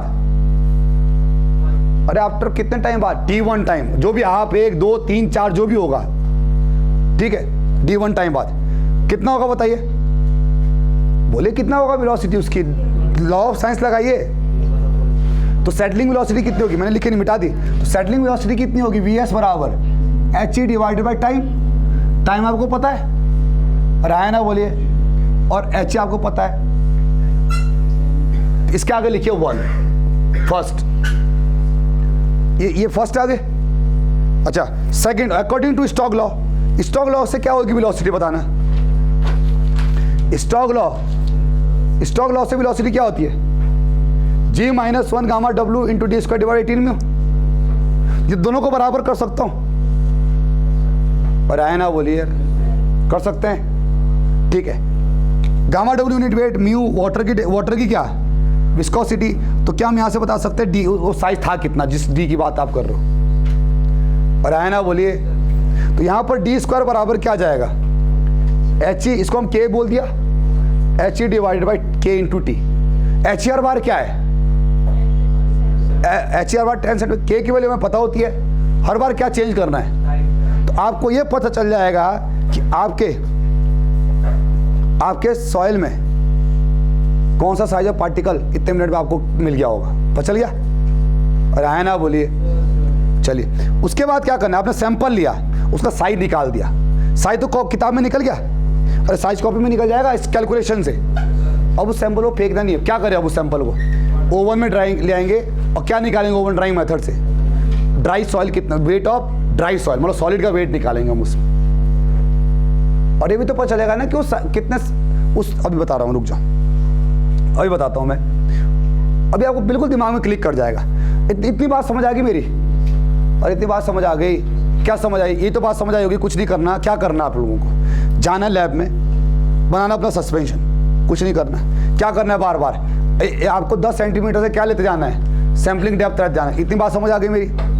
अब क्या लॉ लगाना, कुछ लगाना, सब कॉपी किताबों में हो रहा है, सब कॉपियों में हो रहा है, कागजों में हो रहा है, सब क्या करना है, स्टोक्स लॉ लगाना, लॉ ऑफ फिजिक्स लगाना है। स्टोक्स लॉ ये है, और लॉ ऑफ फिजिक्स क्या कहता है कि डिस्टेंस बराबर क्या होता है, सॉरी वेलोसिटी बराबर क्या होता है, डिस्टेंस डिवाइड बाई टाइम, दोनों से क्या साइज निकल के आ जाएगा। कहने का मतलब कि 1 मिनट के अंदर अगर आपने सैंपल लिया तो उस 1 मिनट का साइज कितना आया होगा पिपेट के अंदर, पता चल गया। अब वो तो कागजों में निकल गया ना। अब आपको क्या करना है, इसी सैंपल को, जो पिपेट में 10 ml का सैंपल था, इसको कहाँ ले आना है, ओवन में ले आना है। ओवन में क्या निकालना है, ड्राई। अब ये मत पूछो ओवन में कैसे निकालते, तो ओवन ड्राइंग मतलब पढ़ाया था, W1 एम्प्टी कंटेनर, W2 किस किस का weight, soil. Oven drying method से वाटर कंटेंट निकाल देंगे। तो लिखिए नेक्स्ट। उसके बाद क्या करना है, उसके बाद क्या, एक ये तो मैंने बोला ना डिफरेंट टाइम इंटरवल, तो डिफरेंट टाइम इंटरवल तो लिखिए let D1 D2 D3 D4 D5 and DN is size of particle present in the soil किस किस टाइम के बाद? एक ही टाइम में, T1, T2, T3, T4, Tn। अरे ये तो करना है, ये पता चल जाएगा आप लोगों को। अरे यहाँ नहीं पता चलो, कागजों में लैब में चल रहा है, मतलब सोचिए, समझ आ गया? अरे समझ आ गया? चलिए अब फिर क्या करना है? फिर जैसे हर बार आप D1, D2 निकाल लो, क्या भी निकालना है कि सॉलिड कितना था। सॉलिड कैसे निकालेंगे? पानी को सुखा के, पानी को रखिए, ओवन ड्राइंग में रखिए, उड़ाइए, पानी बता दीजिए सॉलिड कितना है। नेक्स्ट एंड फिर क्या करना है? नेक्स्ट पॉइंट लिखिए, at every size particle, at every sample लिखो, at every sample we calculate. क्या हर सैंपल में क्या भी करें? पिपेट में सैंपल आया, क्या भी करेंगे हम उसका? क्या भी करेंगे? अरे क्या भी तो करेंगे। वाटर कंटेंट नहीं, ड्राई सॉइल।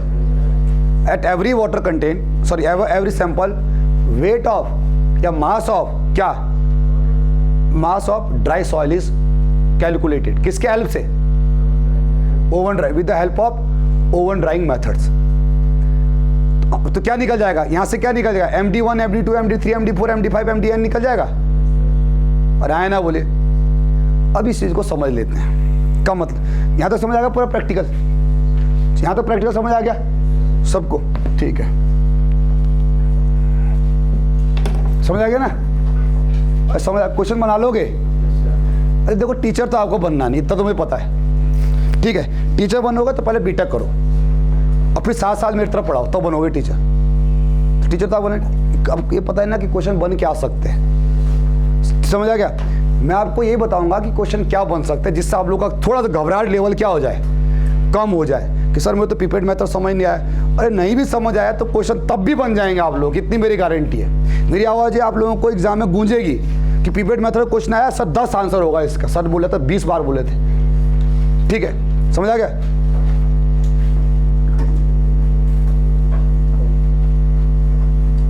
जब गुरु नानक, क्या नाम, गुरु गोविंद सिंह के बेटों को जब दीवार पे चिनाया जा रहा होता है तो क्या बोलते हो दोनों बच्चे उनके? हाँ, उनको दीवार पे चिनाया जा रहा होता है, कहता झुक जाओ मेरे सामने, झुक जाओ। कहता है कि मैं तो झुकता नहीं, ठीक है, हम तो झुकते नहीं, तो तेरे का कह रहा दीवार पे चिनाए जाएंगे। कहता कोई बात नहीं बेटा, कोई दिक्कत नहीं, दीवार पे चिना दे। तो यही बोलते हैं कि हमें चिना ले दीवार पे, और ये बोलते उस टाइम यही दीवार बोलेगी, हजारों बार बोलेगी, क्या बोलेगी? चीनो ईंटे भरो गारे, मतलब तू यही दीवार बोलेगी जल्दी जल्दी कर, हम तो तैयार है इसके लिए। तो यही आवाज़ मेरी वहाँ भी गूंजेगी आपको हर बार कि 10 होता है, 10 होता है, 10 होता है। जैसे दीवार बोले किसके अंदर दीवार है, आप लोग इसके अंदर कौन है? जवाहर सिंह और कौन? फतेह सिंह ना, ये नाम होता है उनके, हाँ, जवाहर सिंह और फतेह सिंह, उनके 2 बच्चे होते हैं, ठीक है। फिर तभी तो उन्होंने खालसा पंथ की स्थापना की ना उसके बाद, हैं? तो बोलते हैं उन गुरु गोविंद सिंह का तो बहुत बड़ा त्याग रहा इस देश के लिए। तो बोलते हैं भाई साहब कि तुम्हारे बेटे मारे गए, तो कहता है कि 4 मुए तो क्या हुआ, जीवित कहीं 1000। ये तो सारी मेरी संतान ही है, ये सारी 4 ही तो मरे अभी तक। अब सोचिए कितना बड़ा महान आदमी रहा होगा, जिसको कोई फर्क नहीं पड़ा। फर्क तो क्यों नहीं पड़ा होगा, लेकिन उन्हें चाहता था कि मेरी जनता क्या पड़े, कमजोर पड़े। तो अब ध्यान सुनना। तो अगर मैं आपसे बात करूं कि यहाँ पर अब हमने क्या क्या पता कर लिया, बताना क्या क्या पता कर लिया, बताइए। है लड़ाना सिखाया उन्होंने तो, हाँ, उन्होंने तो बोला चिड़िया से मैं बाज लड़ाऊं फिर मैं गुरु गोविंद कहलाऊं, हैं? समझा क्या? तो आ जाओ अब वापिस। अब ध्यान सुनना, क्या क्या पता कर लिया आप लोगों ने, अलग अलग टाइम इंटरवल में क्या पता कर लिया। क्या आप लोगों ने, अच्छा मोटो यही था ना मेरा, मोटो ही क्या था कि पार्टिकल का साइज निकालना था कि कौन कौन से साइज ऑफ पार्टिकल, यही मोटो है ना पार्टिकल साइज डिस्ट्रीब्यूशन का। और यहाँ तक मैं पहुँच भी चुका हूँ। इसके बाद एक स्टेप और समझना हमें, और जहाँ एक स्टेप और समझ आ गया हमारा पूरा पिपेट मेथड ही खत्म हो जाएगा। तो ध्यान सुनना, पहला क्या क्या निकाल दिया आप लोगों ने, क्या आप लोगों ने पता कर दिया कि साइज कौन कौन सा है। आप लोगों ने D1 पता कर लिया, D2 पता कर लिया, D3, D4, D5 एंड क्या DN पता कर लिया। कौन कौन से साइज पार्टिकल प्रेजेंट है पता कर लिया। ये ध्यान सुनना। अब आ जाए कोर्स ग्रेन्स वाले, थोड़ा रिकैप करते हैं अपने। यहाँ पर हमने क्या किया था, यहाँ पर हमने परसेंटेज फाइनल निकाला था, और यहाँ पर क्या लिखा था, साइज। इससे पहले और स्टेप पहले आइए, बैक चलते हैं। तो आप लोग इससे पहले आप लोगों ने लैब में आपने क्या था, एक चार्ट बनाया था। क्या क्या चार्ट बनाया था? ये तो बनाया था कि सर यहाँ पर हमने लिखा था सीव साइज, याद है? सीव साइज 80 mm, कितना 40 mm, सर 20 और 10 4.75, मतलब 5 की जगह लगभग 5 तो है नहीं, साइज कितना 4.75। चलिए कुछ तो बोल रहे हो आप लोग, है ना? नहीं तो सॉइल मैकेनिक्स रुलाता है, आप कम से कम बोल तो रहे हो। ठीक है, टीचर सही मिला आपको, ये मत सोचिए कि आप बोलने लायक बने हो, हमने बनाया आपको। ठीक, अब ध्यान सुनो। उसके बाद हम क्या करते हैं, हम ये निकालते हैं कि देखो 80, अब देखो हमने साइज तो निकाल दिया ना, साइज वहाँ साइज किसने निकाला? सीव ने। यहाँ साइज किसने निकलवा दिया? स्टॉक लॉ ने निकला, साइज निकल गया, साइज हमें पता चल गया। वहाँ साइज किसने बताया? अरे मैंने थोड़ी सॉइल किया मुट्ठी में देखे 80 mm में, वहाँ साइज किसने बताया था? सीव ने बताया था। अब सीव मुझे ये तो बताता है, फिर हम क्या करते थे वहाँ पर कि कितना कितना वेट वहाँ उस पर अंदर इकट्ठा हुआ, क्या था? अरे क्या था? हमने कहा सर यहाँ पर आपका 100 ग्राम रुका था, वेट रिटेन। क्या था ये? क्या था? Wait retain. वेट रिटेन कहने का मतलब है कि 80 mm से ऊपर, 80 mm से ऊपर आप लोग कौन से पार्टिकल रुके थे, कितने परसेंट कितना ग्राम रुका? 10। यहाँ पर अभी तक साइज निकला। और मैंने क्यों बोला आप लोगों को कि उसको उससे पहले ये पता कर लेना, फेंकना मत उस सैंपल को, उससे पहले बताना सॉलिड कितने। तो भाई साहब ये मुझे पता चल जाएगा ना कि जो आपका D1 साइज वाला पार्टिकल है, D1 साइज जैसे मान लो कितना 5, D1 5 था, तो ये बता सकता हूँ इस 5 mm से उसके अंदर मैक्सिमम साइज पार्टिकल कौन सा फंसा होगा? 5। इसका मतलब 5 mm से छोटे और 5 मैक्सिमम 5 होगा, उसके अंदर कितना सॉलिड इकट्ठा हुआ पता चल जाएगा उसके अंदर। तभी तो आप लोगों ने वेट ऑफ सॉलिड निकाला, वो आपने यहाँ निकाला था। अरे यार हाँ ना बोले ना, तो आपने बोला सर यहाँ पर जो आया ये आया 5 ग्राम। तो इस 5 ग्राम का मतलब क्या है? 5 ग्राम का मतलब क्या है कि आप लोगों का D1 मतलब 5 mm, जो 5 mm था, चलो एक 5 mm छोड़िए, इसको मैं 6 ग्राम कर लेता हूँ। इसका मतलब बताना जो ड्राई सॉइल 6 mm आया, का मतलब क्या है? 6 ग्राम आया मेरा, और साइज कितना आया था? चलो साइज मैं लिखता हूँ, फॉर एग्जांपल साइज आया था कितना? 5 mm। इसका मतलब बताइए जरा मुझे कि जो पिपेट में ना, जो पिपेट में जो 5 mm जो पार्टिकल है, 5 mm पार्टिकल, उतने 5 mm पार्टिकल या 5 mm छोटे पार्टिकल कितने? 6 ग्राम थे। नहीं समझ? छन्नी तो बना दी हमने यहाँ पर, कॉन्सेप्चुअली में छन्नी तो बना दी हमने यहाँ पर। यहाँ छन्नी नहीं यूज कर सकते क्योंकि कोहेसिव थी, और आया ना बोले। इसका मतलब ये तो है कि 5 mm सबसे बड़ा पार्टिकल है, इसका मतलब तो 5 mm या 5 mm से छोटे कितने पार्टिकल? 6 ग्राम थे। और आया ना बोले, ये तो मतलब है। नहीं समझ? अब अगर मैं आपसे बोलूँ कि यहाँ पर ये D बराबर आया 4 mm और यहाँ है आपका सर 10 ग्राम, इसका मतलब क्या है कि 4 mm से 4 mm सबसे बड़ा पार्टिकल आया होगा उसके अंदर, 4 और 4 से छोटे पार्टिकल कितने रहे होंगे उसके अंदर? 10 ग्राम रहे होंगे। यही तो मेरा मोटो था किसका? अरे यही तो मेरा मोटो था किसका? पार्टिकल साइज डिस्ट्रीब्यूशन की मैं बता दूं कि कितने साइज के पार्टिकल प्रेजेंट है और कितने हैं वो। हो गया? अब आप लोगों ने अब इसको हमने निकालना। अब देखो अभी तो हम टेबल बना, अब क्या निकालना है इसका? Percentage final. तो परसेंटेज फाइनल क्या कैसे निकालते हैं इससे? वहां कैसे निकालते हैं? 100 माइनस क्यूमुलेटिव परसेंटेज। यहाँ निकालता हूँ percent final n is equal to, ध्यान सुनना, परसेंट फाइनल जैसा आपको यहाँ निकालना है। किससे छोटे पार्टिकल कितने थे? किससे? इस साइज से छोटे कितने परसेंट पार्टिकल? इसी को समझ लेते हैं, ध्यान सुनना। इससे छोटे पार्टिकल कितने थे इसी को समझ रहे हम। यहाँ पर हम निकालते, ध्यान सुनना। MD क्या है? मास ऑफ ड्राई सॉइल, जो पिपेट में आया होगा। पिपेट में कितना है? 5 ग्राम। वॉल्यूम कितना था उसका? अरे 10 ml में आया ना, तो वॉल्यूम ऑफ पिपेट ये था ना, डिवाइड। लेकिन टोटल मास कितना था? इनिशियल मास अरे 12 से, अरे यार 500 कहाँ, 12 से लेके कितना? शुरू में सॉलिड 12 से लेके कितना? तो पूरा थोड़ी आया 12, उसमें से कितना आया? बस MD आया, डिवाइडेड बाई क्या? Initial volume. इनिशियल वॉल्यूम कितना था? मल्टीप्लाई बाई 100, ये निकल जाएगा। इसको समझते हैं क्या मतलब है इसका।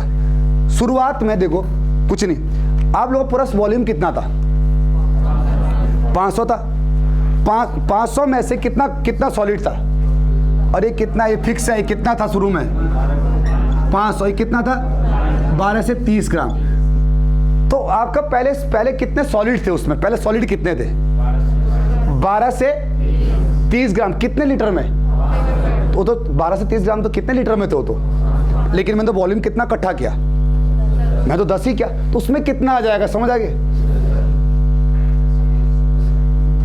अरे सारे थोड़ी नहीं आगे होंगे पीपेट में यार, अगर तो पीपेट में तो आएंगे सारे के सारे, अगर उसका वॉल्यूम पीपेट का वॉल्यूम 500 हो जाता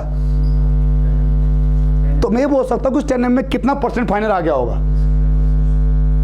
और आया ना बोलिए, अब अगर ये याद भी ना था तो भी सरदर्द लेने की कोई जरूरत नहीं है, हमारा सारा यही जाएगा काम कांतक हो गया इससे पहले। अब परसेंटेज फाइनल कैसे निकालेगा, ध्यान सुनना, और यही मोटो था मेरा किसका,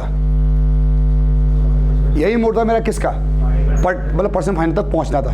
अब ध्यान सुनना, एमडी क्या है, मास ऑफ ड्राई सॉइल कहां से निकाला आपने, ओवन ड्राई। मान लो आपका मास ऑफ ड्राई सॉइल आया 5 ग्राम, कितना 5 ग्राम, कितने में आया ये 10 ml में आया। शुरू में मान लो कोई एक वैल्यू बताओ, 30 बोल दूं, 30 डिवाइड बाई शुरू में कितना 5, तो मुझे बताइए जरा इसको सॉल्व करके परसेंट फाइनल बताना जरा कितना, सॉल्व कीजिए।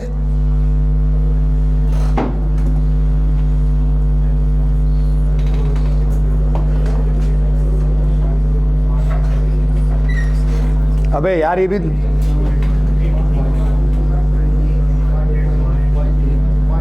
परसेंट में बोलो, 100 से गुणा कर दो।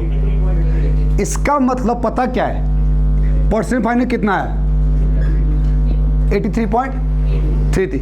इसका मतलब यह है कि 83% पार्टिकल ऐसे थे जिनका साइज 5 mm से छोटा था। नहीं समझ, 83% पार्टिकल ऐसे थे जिनका साइज किससे छोटा था 83%। नहीं समझ, अभी समझो क्या, यही मोटो था मेरा लास्ट में क्या निकालना, परसेंटेज फाइनल निकालना। समझ आ गया? हर बार ये तो सेम रहेगा, ये सेम रहेगा, ये सेम रहेगा। इस बार अगर मैं आपसे बात करूं कि यहाँ पर जो इस सैंपल में एमडी कितना है, मान लो mass of dry soil for example कितना ग्राम आया 10 ग्राम, तो मुझे बता सकते इसका मतलब क्या है? तो रखिए, इसके बाद यहाँ पर 10 रखिए, 10 ग्राम, इसका मतलब क्या है? चलो निकालो, मान लो वेट ऑफ ड्राई सॉइल कितना है 10 ग्राम, तो मैं बता सकते परसेंट फाइनल कितना निकल जाएगा। मास of dry soil 10, volume of pipette अभी भी कितना है, ये तो 10 में लिया ना आपने, अरे इसका 500 का 10वां भाग तो लिया, और इसका 12 से 30 का कितना भाग आया, बस कितना 6 ग्राम 10 ग्राम, तो मैं बता परसेंट फाइनल कितना निकल गया। हाँ, परसेंट फाइनल कितना निकलेगा अगर 10, अगर आपका मास ऑफ ड्राई सॉइल कितना निकल गया है 16, चलो 16 सब कुछ भी मान लेते हैं। इसका मतलब क्या है बताना जरा, इसका मतलब क्या है, इस साइज से छोटे कितने परसेंट पार्टिकल, 16% पार्टिकल थे, मतलब 4 mm से छोटे कितने परसेंट पार्टिकल थे, 16 mm थे। समझ आ गया? अब यहां पे पैनिक होने की जरूरत नहीं है, इससे पहले का क्या सारा आपको समझ आ गया? तो ये अगर लेकर तो फैक्टर ऑफ सेफ्टी हो, पता क्या पता डायरेक्ट परसेंट फाइनल का फॉर्मूला निकल के आ जाए। आपसे बोल देगा, हो सकता है एग्जाम में एई में जे में नहीं पूछेगा, वैसे पूछेगा तो क्या दिक्कत है, आपसे बोलेगा, आपसे पूछेगा कि ये बता कि मास of dry soil during pipette method, mass of dry soil 6% है, क्या है 6% है, और पार्टिकल का साइज है 5 mm, तो क्या मुझे बता सकते परसेंट फाइनल कितना होगा? और आपको बोल देगा कि इनिशियल मास ऑफ किसका, इनिशियल मास, मैं बोलता हूं एमडीआई ना, एमडीआई का बोलूं, वो जैसे एग्जाम में कुछ ए में पूछेगा, ऐसे जे में नहीं पूछेगा, जे में यहाँ तक की कहानी खत्म। ए में थोड़ा सा न्यूमेरिकल में जा सकता है, क्योंकि ए का लेवल थोड़ा सा ज़्यादा हमेशा रहेगा, 10-15% डिफिकल्टी लेवल हमेशा रहेगा। वहाँ आपको बोलेगा कि देखो इनिशियल वॉल्यूम कितना था, इनिशियल मास कितना था, इनिशियल मास मान लो 30 ग्राम था, किसका, ड्राई सॉइल का, और पिपेट में जो सॉलिड आए वो आए 6 ग्राम, वो बोलेगा बताओ परसेंट फाइनल कितना था। अब ये नहीं देगा आपको, ये भी देगा, इसका मतलब आप लोग पढ़ के इसको पता होना चाहिए, नीचे क्या रखेंगे आप 10, और यहाँ पर क्या रखेंगे 500, तो कितना एक रफ में करना। इफ ड्यूरिंग, देखो मैं आपको बता रहा हूँ, ड्यूरिंग पिपेट मेथड, एक क्वेश्चन बता दीजिए मुझे, ड्यूरिंग पिपेट मेथड, अरे मेरा मेन मोटो यही था ना, और यहाँ तो समझ आ गया, ड्यूरिंग पिपेट मेथड, ड्यूरिंग एक क्वेश्चन लिखना रफ में अलग से, अभी टॉपिक पूरा नहीं हुआ। During pipette method, mass of dry soil, mass of dry soil at time T, कोई भी टाइम टी हो सकता है, मास of dry soil at time T is 6 gram, 6 gram in pipette. किसमें? पिपेट में कितना ग्राम आया था, और ये कैसे पता आपको 6 ग्राम आया? पिपेट बोलेगा देख के, वो तो सस्पेंशन है। अरे ओवन ड्राई करके पता चल जाएगा। And initial mass of dry soil is 30 gram. Initial mass कितना है? 30 ग्राम। जरा मुझे बताइए परसेंट फाइनल कितना निकल के आया? हाँ क्या क्या ऊपर क्या लिखना है? ऊपर 6, नीचे 10, 30। इसका मतलब क्या? इसका मतलब जिस साइज को बात कर रहा है ना, जो उस पिपेट का जो मैक्सिमम साइज आया होगा वो कौन देगा? तो स्टॉक दे देगा। उससे छोटे कितने परसेंट पार्टिकल थे? 10% पार्टिकल उससे छोटे थे उस सॉइल के अंदर। मेरी बात समझ आ गई सबको? समझ आ गई? मेरी बातें समझ आ रही है? बहुत कॉम्प्लिकेटेड मत ले आए चीज़ों को। हाँ, पैनिक होने की जरूरत भी नहीं है। समझ आ गया? तो लिखिए इसमें percent final is given by, तो परसेंट फाइनल ये लिख दो। चाहे आप टेबल बनाना है समझने के लिए, बना लो कि आपका टी बराबर, मैं बनाता हूं, टी बराबर क्या?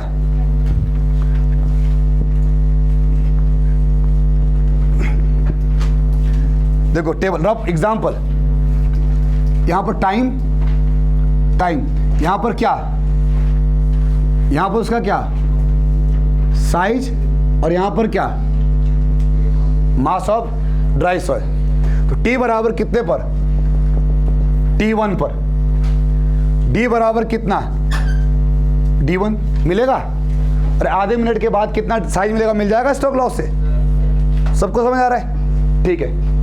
MD मान लो कितना? MD 1 आया, और आया ना बोलिए, तो क्या उस टाइम आप परसेंट फाइनल बता सकते हो? और यार जब साइज D1 था तो आप बता सकते हो परसेंट फाइनल कितना रहा होगा? बता सकते हैं, कोई दिक्कत नहीं। समझ आ गया? चलिए, और मेरा मोटो ये था कि यहां तक पहुंच गया बस हम। ठीक है बेटा, अब लास्ट में हथियार मत छोड़ना। ठीक है, यही गलती किसने की थी? लास्ट में हथियार छोड़ के 20 ने थोड़ी नहीं छोड़ा है। यही गलती आपकी। अगर क्या बोलते हैं, सुभद्रा पूरी कहानी सुन लेती अगर, तो उसी दिन आपका महाभारत खत्म हो जाता। अभिमन्यु कह रहा है कि मेरी मम्मी सो गई थी तब तक। वो कह रहे अगर वो सोते नहीं, इसका मतलब लास्ट तक हथियार मत छोड़ना। ठीक, कुछ भी कठिन नहीं है। ठीक है, ये नहीं कि लास्ट में एक क्वेश्चन के चक्कर में आपका सिलेक्शन रुक गया, तो कट ऑफ गया मान लो 611 और नंबर आया आपके 610, फिर बोलेंगे चक्रव्यूह नहीं टूटा। इस चक्रव्यूह को तोड़ना है। फैक्टर ऑफ सेफ्टी हमेशा ज़्यादा लेंगे, और ये लगेंगे कि हम कम से कम स्कोर करेंगे 700 के लिए। और ये मेरी गारंटी, अगर आपने ढंग से सुन लिया होगा तो आप लोगों को 700 नंबर कहीं नहीं है। सुनो बस, ये चीज़ क्लियर है? 700 मतलब PWD चाहिए या RWD चाहिए, कैसे भी। ये पंचायती राजनीति चाहिए, फालतू के डिपार्टमेंट। ये चीज़ क्लियर है? अच्छा, ध्यान सुनना। उसके बाद आप परसेंट फाइनल निकाल दोगे। उसके बाद T बराबर कितने पर? T2। D बराबर D2, MD2 निकाल दोगे ओवन ड्राइंग से। यही मोटो है ना मेरा, यहाँ तक पहुँचता मुझे। और यहाँ तक मतलब छन्नी तो बना दी मैंने, छन्नियाँ तो हैं, बता दिया हमने कितने साइज के पार्टिकल प्रेजेंट है और इतना ड्राई सॉइल है इसके अंदर। समझा गया? उसके बाद T बराबर T3 और D बराबर कितना? D3। MD कितना? MD3 एंड क्या? D बराबर कितने पर? N। तो D बराबर DN, और यहां पर MDN हो जाएगा। अरे आए ना बोलिए। चलिए,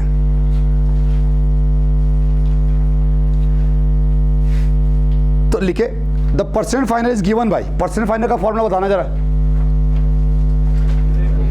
परसेंट फाइनल कितना?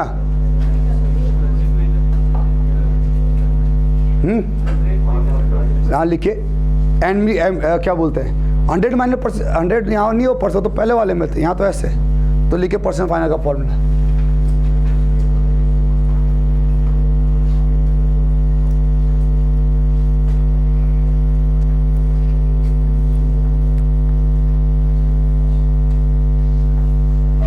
क्लियर है? आए ना बोलिए। अच्छा समझ आ गया? एक क्वेश्चन लिख लो, फिर वहीं अब लिखो आप इस क्वेश्चन को। लिखो, मैं क्वेश्चन लिखता हूं। इफ सॉरी लिखे, during prepaid method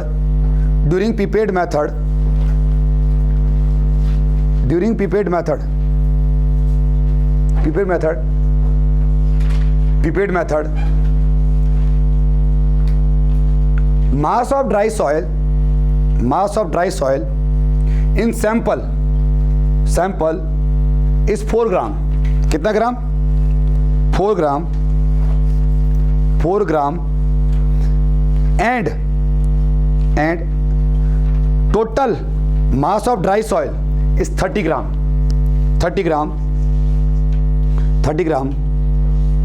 then percentage final will be assume all suitable data। और बाकी डाटा ये कितना 10 और कितना 500, ये नहीं दिया होगा पेपर में।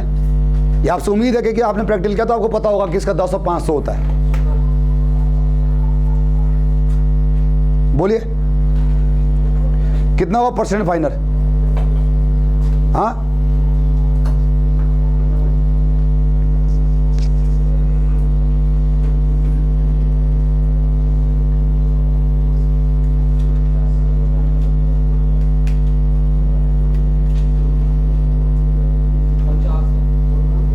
कितना आ रहा? 50% आ रहा। गुणा 100 भी कर देना, परसेंट में निकाल लेना।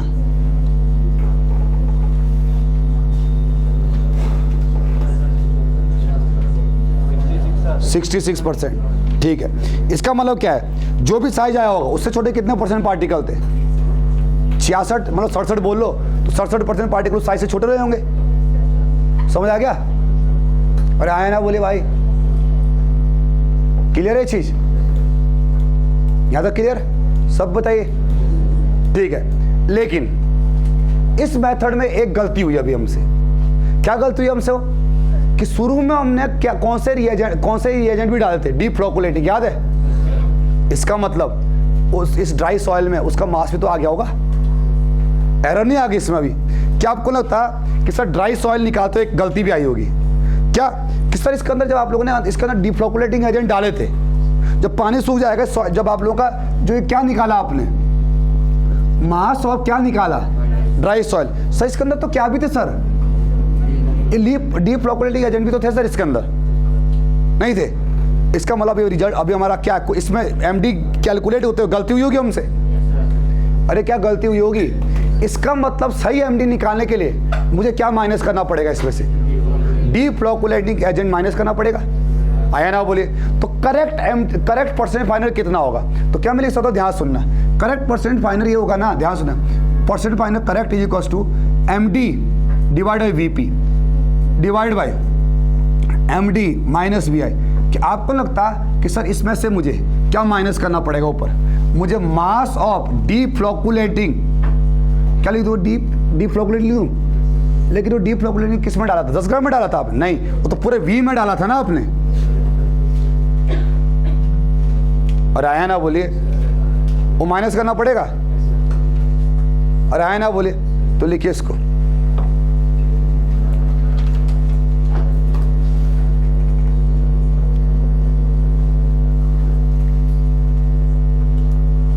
लिखिए फटाफट लिखना।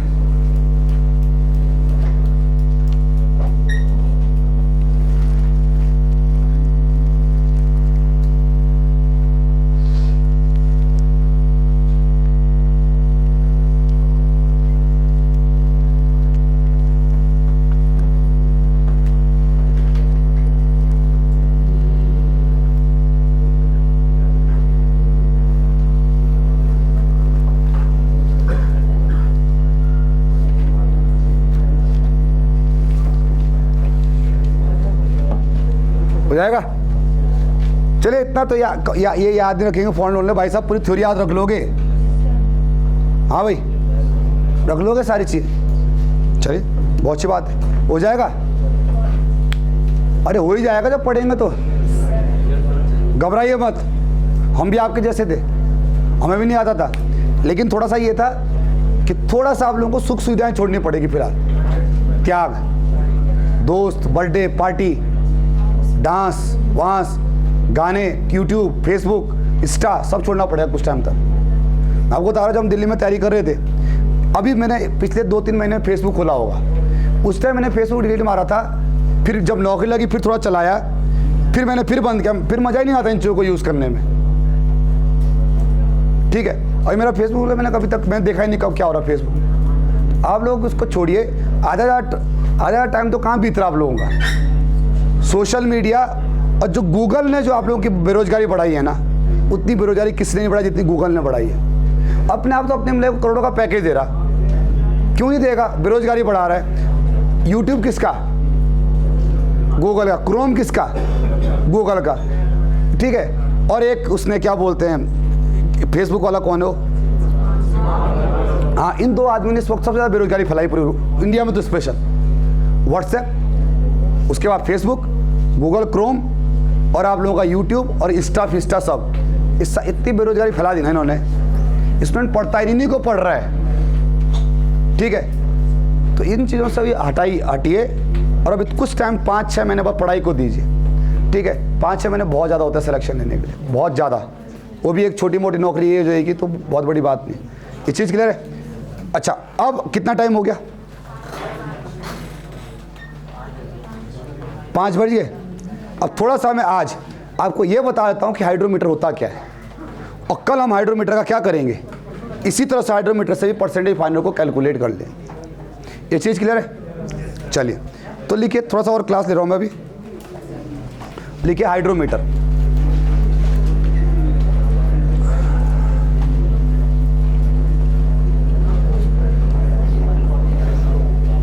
इसको मिटाओ।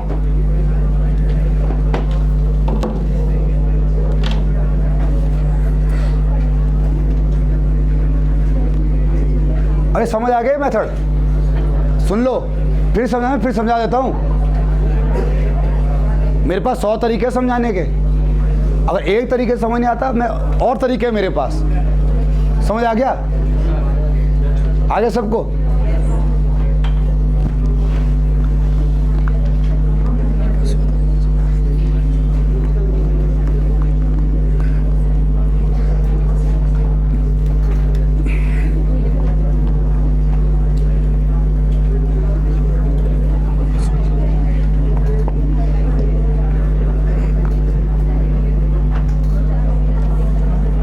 चलिए, अब सुन लो। अब लिखिए हाइड्रोमीटर, ठीक है।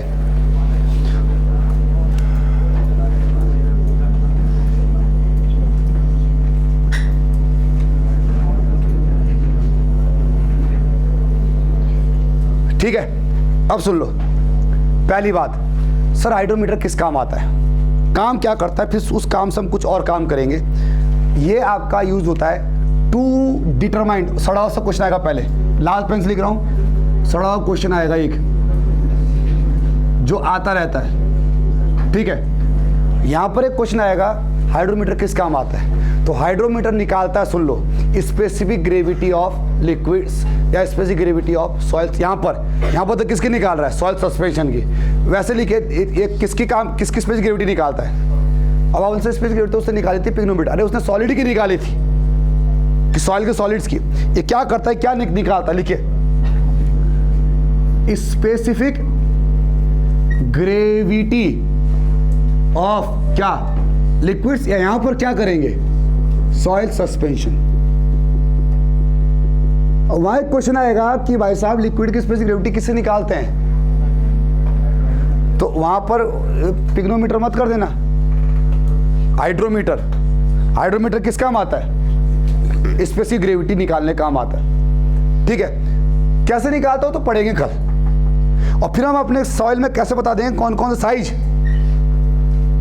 और फिर हम कैसे बता देंगे कि कौन कौन से साइज प्रेजेंट है। इसका जवाब भी कब मिलेगा आपको, कल मिलेगा। जवाब मैं आज ही दे देता, मेरा काम भी हो जाता है। लेकिन मेरा काम ये होता कि मेरा सिलेबस हो जाता, नहीं पड़ जाता, मेरा तो टॉपिक नहीं पड़ जाता। मैं कल आता, मैं कल कंसिस्टेंसी शुरू करता। लेकिन आप लोगों का समझ नहीं आएगा, और मैं चाहता हूँ अगर आप लोग आए रखे तो समझ के जाइए फिर, क्योंकि सब्जेक्ट का वेटेज पता है ना आप लोगों को। 80 नंबर, और 80 में सर आप लोग 75 भी आ गए तो मजा आ जाएगा आप लोगों के। ठीक है, और ध्यान सुनना कि सड़ा, यहाँ सुन लो, पहला क्वेश्चन तो ये है भाई, अब सुन लो। पहले मैं आपको बताता हूँ, अब लिखिए कंस्ट्रक्शन ऑफ हाइड्रोमीटर। बनता कैसे हाइड्रोमीटर? कंस्ट्रक्शन ऑफ हाइड्रोमीटर बनता कैसे? क्या ये लिख दो, बनावट किसकी? हाइड्रोमीटर की बनावट कैसी होती है? ठीक है, टेलीग्राम में सब जुड़े हुए? टेलीग्राम में जुड़े हुए?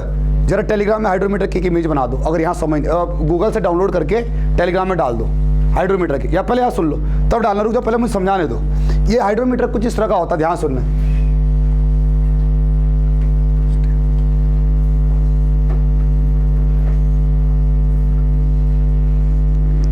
इस तरह का, ध्यान सुनना, इस तरह का, जैसे राफ्टिंग वाफ्टिंग की कभी, तो राफ्टिंग में जिसको चलाते क्या बोलते हैं, वो बोलता है कैसे ऐसे करना, हाँ वही।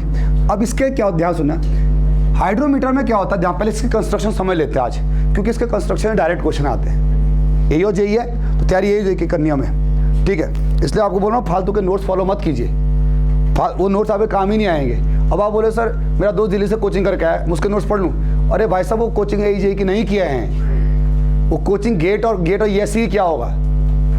अब स्टेट उसके नोट्स पे कहीं पर दिखा देना कि जब सर्वे पढ़ा रहा होगा, वहाँ पे दिखा देना कि जब सर्वे कर रहे होते हैं तो वहाँ पर हमारे पास एक रेंजिंग रॉड होती है, उसके नोट्स में कहीं रेंजिंग रॉड की हाइट लिखी नहीं होगी। क्यों? अरे गेट थोड़ी नहीं पूछता कि रेंजिंग रॉड की हाइट कितनी होती है, लेकिन हमारा स्टेट पूछता है कि रेंजिंग रॉड की हाइट कितनी है। स्टेट पूछेगा सड़े हुए क्वेश्चन कि भाई सर, तो उसके नोट्स में कहीं मिलेगा ही नहीं आपको। और बोलेंगे सर कोचिंग बेकार है, कोचिंग बेकार नहीं है, कोचिंग बहुत तकड़ी है। बस क्या है कि उनके काम का ही नहीं वो चीज़ें, लेकिन हमारे काम का है। रेंजिंग रॉड की हाइट 2 से 3 मीटर होती है, और उठाइए क्वेश्चन पूछे जाते हैं स्टेट में, लेकिन ऐसा गेट नहीं पूछता। अब गेट ये थोड़ी नहीं पूछता है कि हाइड्रोमीटर की आप पिपेट का वॉल्यूम कितना होता है, गेट ये थोड़ी नहीं पूछता कितने सैंपल से लिया। गेट तो कॉन्सेप्चुअल क्वेश्चन पूछता है, लेकिन स्टेट पूछेगा हमसे कि भाई साहब कितना वॉल्यूम होता है, क्या होता है। समझ आ गया? आप लोग किसी का नोट्स फॉलो नहीं करते हैं। हम बिल्कुल आपको ये जेईई की तैयारी करा रहे हैं, ये कर रहे हैं कि जो हमारे स्टेट में आएगा और जो हमारे किसी भी सब्जेक्ट में, किसी भी एग्जाम में ये जेईई में पूछा जाएगा, बस ये चीज़ क्लियर है। अब ध्यान सुनना, हाइड्रोमीटर मेथड ये होता है, इसके नीचे ये जो बड़ा वाला पोर्शन दिख रहा है, इसको बोलते हैं बल्ब। क्या? इसको बोलते हैं बल्ब। जैसे ये बल्ब है, इसका देखो बल्ब, तो यहाँ ध्यान सुनना, ये आप लोग इसको बोलते हैं बल्ब। अब इस बल्ब के नीचे एक हैवी मेटल लगा होता है, भारी सा मेटल। भारी सा क्या होता है? मेटल लगा होता है ऐसे, जनरली मरकरी भरा होता है, ठीक है। मरकरी क्या है? धातु ही तो है, लेकिन रूम टेम्परेचर पे क्या है? लिक्विड है। क्यों भरा होता है उसका मैं आपको रीजन बता दूंगा, पहले देखते रहे होता क्या है। ये नीचे क्या लिखा होता है आपका? हैवी मेटल, धातु। जनरली क्या होता है? मरकरी। इसके अंदर होता है ये पूरा हाइड्रोमीटर के अंदर। अब ध्यान सुनना, इसके ऊपर रीडिंग लिखी होती है। ये रीडिंग जनरली जो हमारा स्केल होता है, हमारे स्केल में जो रीडिंग होती है, जैसे एग्जाम्पल ये स्केल है, जैसे स्केल है, तो आपका जो स्टाफ होता है, स्टाफ जैसे स्टाफ ही देख देते हैं, तो स्टाफ एक स्केल होता है, उसमें रीडिंग होती है ना 0 1 2 3 4 5 6 7 8 9। यहाँ पर उल्टी रीडिंग होती है, ऊपर लिखी होती है, यहाँ पर लिखी होती, घटते हुए क्रम में रीडिंग होती है। जैसे फॉर एग्जांपल यहाँ पर 2 रीडिंग होती है। हाँ, एक होता है इसका क्या, यहाँ लिखा होता है इसकी स्पेसिफिक ग्रेविटी जी, इसके ऊपर क्या लिखी होती है? स्पेसिफिक ग्रेविटी जी, क्योंकि पता ही कैसे को करता है स्पेसिफिक ग्रेविटी। और यहाँ लिखा होता है इसका क्या, चलो पहले स्पेसिफिक ग्रेविटी दिखाता हूँ मैं। यहाँ पर यहाँ पर लिखी होती है स्पेसिफिक ग्रेविटी, जैसे आप लोगों की 0.95। यहाँ पर मान लो जैसे एग्जाम्पल है, ठीक, अलग अलग हाइड्रोमीटर्स आते हैं, ठीक है। यहाँ पर मान लो लिखा है कितना 1, यहाँ पर लिखा है कितना 1.10, यहाँ पर लिखा है मान लो कितना 1.20, ऐसे लिखा होता है। मतलब ऊपर से क्या करती है? घटती है, नीचे को बढ़ती है। अब ऐसा क्यों होता है, उसका जवाब मैं आपको सारा दूंगा, ठीक है। और यहाँ पर लिखा होता है, ये क्या आप लोगों की जी क्या है? Specific gravity. इसमें 2 स्केल होते हैं, और इधर लिखा होता है आप लोगों का क्या? -5, जैसे एग्जाम्पल 10, ठीक है। चलो 0, उसके बाद लिखना नहीं, अभी मैं आपको एग्जैक्ट वही हाइड्रोमीटर बनाना जो आप लोगों को उसमें आएगा, क्या बोलते हैं टेलीग्राम में। यहाँ पर आपकी 2 स्केल होते हैं। इधर वाले स्केल में क्या लिखा होता है? Specific gravity. और एक इधर लिखा होता है, पता क्या होता है इसको? क्या बोलते हैं? इसको बोलते हैं रिड्यूस हाइड्रोमीटर रीडिंग। रिड्यूस, इसको बोलते हैं रिड्यूस क्या? RH क्या है? अब सर इसका मतलब क्या, चीज को समझते हैं। एक काम करना, किसने भेजा क्या हाइड्रोमीटर? पहली बात सुन लो, मैं आपको रुक जाओ, रीडिंग स्केल में बना, स्केल एग्जैक्ट बनाना आप अपने नोट्स में, ठीक है। ये आपने हमने नोट बना रखा, इसी को भेज दो, इसी को भेजा किसने, हाइड्रोमीटर, टेलीग्राम में भेजिए हाइड्रोमीटर जरा, इसी को भेज दो, भेज दिया, दिखाइए क्या भेजा है हाइड्रोमीटर, कैसा भेजा, हाँ ये तो पैक हो गया, दिखाइए जरा, वही भेज दो हमने नोट्स में बनाए।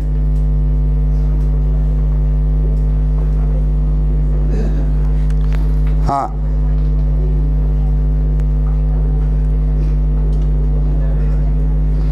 भेजो फटाफट।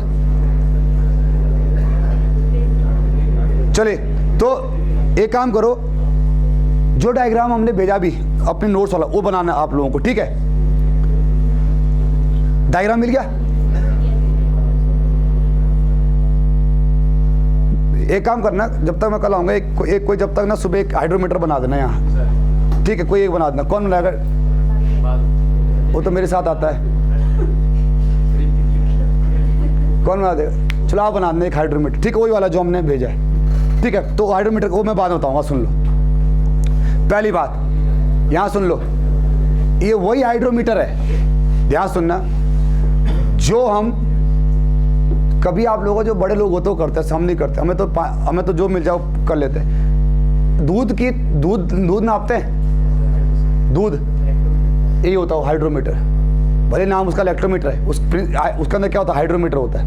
अब उसको हम क्या करते हैं, उसका दूध के अंदर डुबाते हैं, जैसे दूध के अंदर डुबाते हैं हम बोलते हैं कि इसकी रीडिंग 30 आनी चाहिए, क्या आनी चाहिए, 30, बोलते ना कि 30 रीडिंग होनी चाहिए, 28 से 30 होगा दूध अच्छा होगा।